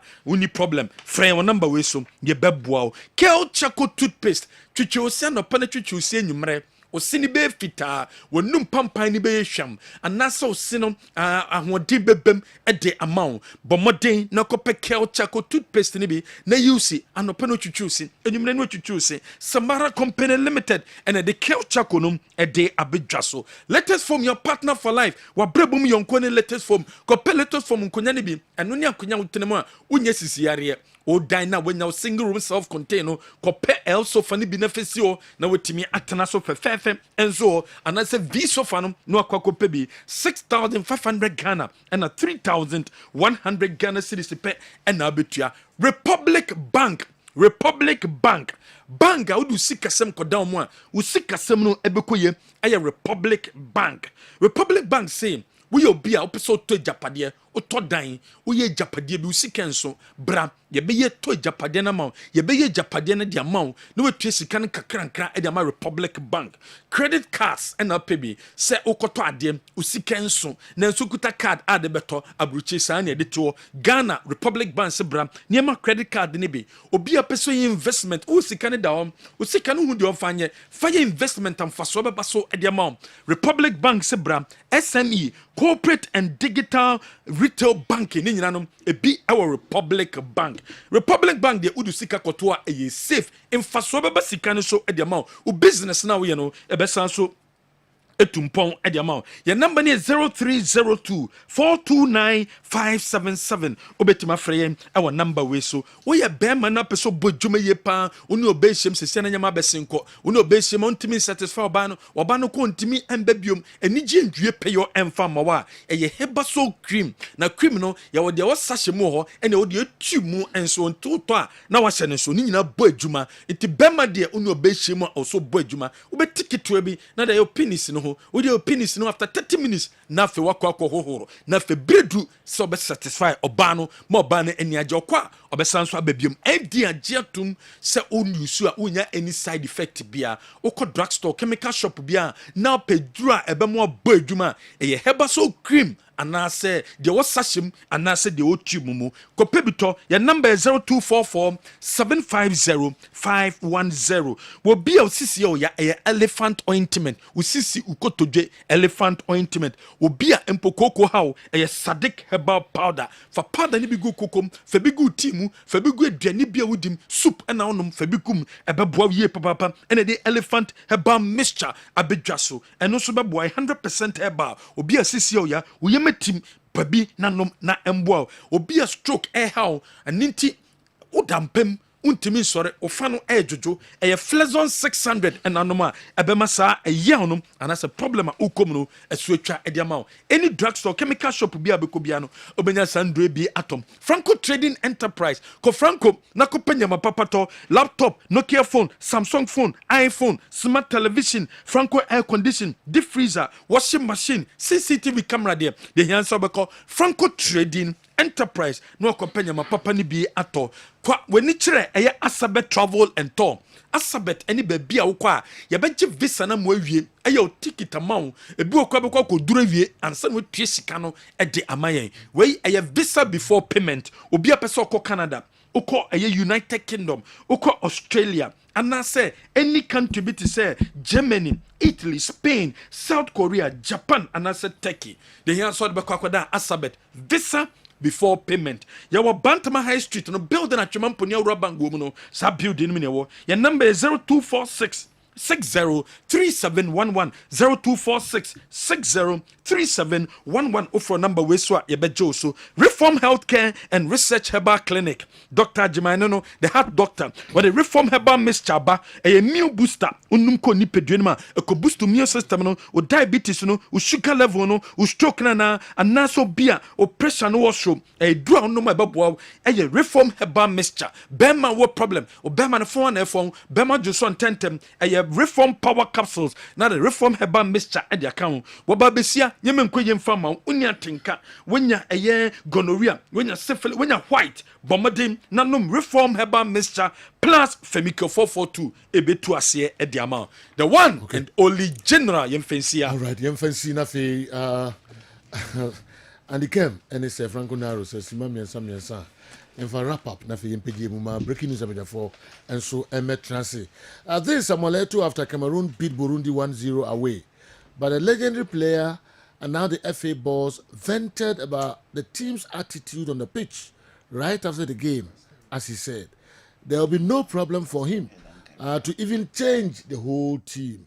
Like I said earlier, Kurt's messages were spot on. It was just the timing. He should have vented his plane on them right after the Niger game, not before a crucial game. All right. Naru. General. Nedin kam secretary in some day. Black Stars players and we love them. And we expect the best from them. Ghana for no European football. Yeah. Now around time we are baby she politics ni niema ye bi ya cheze sebe na utinte sukra baby awuti atono ahwe ya ye bepe political color bi dia hye we. It is the only institution that unites all of us in Tiabesro. Medical can say san kran bi hu ye obufu a look at the millions of people out there. Mm-hmm. It is possible. Second, in some of the players, Ebeye Omuya, Ibikrabi feels say video eco viral, returning into their clubs, saying and can't their form. So they might not be happy, but I'm saying say they should look at the millions of Ghanaians out there. Okay. We have supported them. Yetua and tax in this eye nema and they share is a bomb pie de momo or mobobona be bree yetra is a show inti they should give up their best for us. On Thomas Step Party, you see a dear back who to mean free Andre Ayew as Samuel Johnson was their commitment.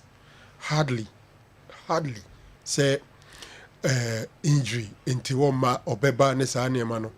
Paten semwetie menye medical doctor me examine nya hwe but metia madwen ze ebo apaye washada madwen nyina no ayem se ebo apaye eno mpese obeba because akoshe ni team nachi ni team ni ye ya ye de mra ne ade chichiri team no team no so as abidwane abigina on wachi edu sa stage na yes emranoma Ghana kwan say if the club insists say player ni injured the mother country can invite the player to come for medical examination.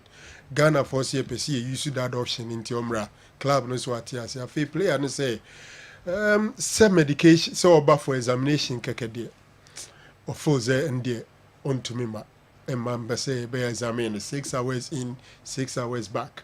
General me feel say even that option in kwan say high because Sebio party oba no ani abrace or form or ye fit obebo kra no bone sen na ye say yesika e de atwa take it amana ba ni say atwa another take it amana go back just to examine him ni examine ni wie na medical officers and say or ye fit obetuma bo no so onye fitter ye be anything after examination and everything if he says he can't play obey anything until we should leave it out.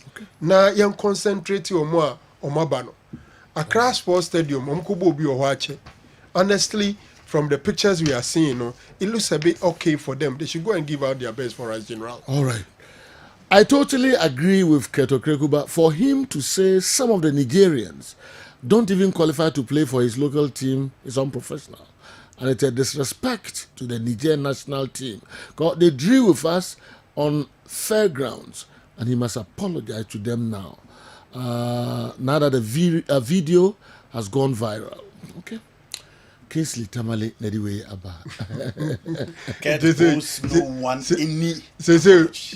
Kingsley Nesre apology amani Jeff. Ket no jina hono kasa no dwen in mind Ghana. Yes. At that time, Niger for who shede here no. Okay. He owes no one apology. Niger for munyade or more the ball for Momasa. Your person Obetumaka. What's it? Obetumaka. Be a wujina. So because in Niger for us. Fat be any baby a very refute to that point. Almost, ye can't do so many idea. Omunka. Dear no person or chance or money idea. None team in 5 for crab mobi. Dreams FC almost I am brown delegate to no. Omunza mobi. International in I or massa. Okay. Until you don't expect such kind of performance from the Blasters on carbon general. On carbon. Yeah, for back to Sosu Nienko. Okay, yeah. Your birthday back. Gabekwa. CEO of Abrempon Sports Academy, or say, or we Madame Berlin Dado, CEO of Berlin Chips Accountant at Ghana Health Service, Kumau Directorate. Okay. Channel does it. I'll say, oh, for look at Ben Sports Power. Right. Happy birthday. Nice one. Yeah. The rest are not so bad. Nice one. So last now, because my Rasta when you. The wrong with the guy. No, so yeah. No. Now refer Agrobian to. Was it my Rasta there? But a Maya Rasta. I know when you. I a romantic blah blah blah blah. My wife could do UK from the money try. In fact, we try. No, can it thing you know? Say so. We locks and crack. So to mean country, but country me. Mean my country. So I'm on wife. I logs for UK. So I call UK no. I could train it here. I lock. See, only wife. Who teacher? I locks. And why Rasta? To be sure, what need you want? I mean, Kaiser know this uncle. And I can make Kyle. It is no, the last is here and the vendor because we. No, we deserve. Oh no, this thing is lovely. Okay, it's lovely. So nice. Yeah. So it's a fatal rabbi. No. On nega. Locks now, almost I trust here. Kakra now the a boy no tuma. A boy. On your old dear now. Ose. Yeah, boy, on the way do. You don't review one there. A boy on the owner. The money chose the boy to manage off it. Over the line to manage off it. Sir, who are 2, 1, who are 3. I know 0. Okay. On this note, the program is breaking news and it was Nyame Aduma no 9 Besai Ati and Ka extra time to me so. A crab in a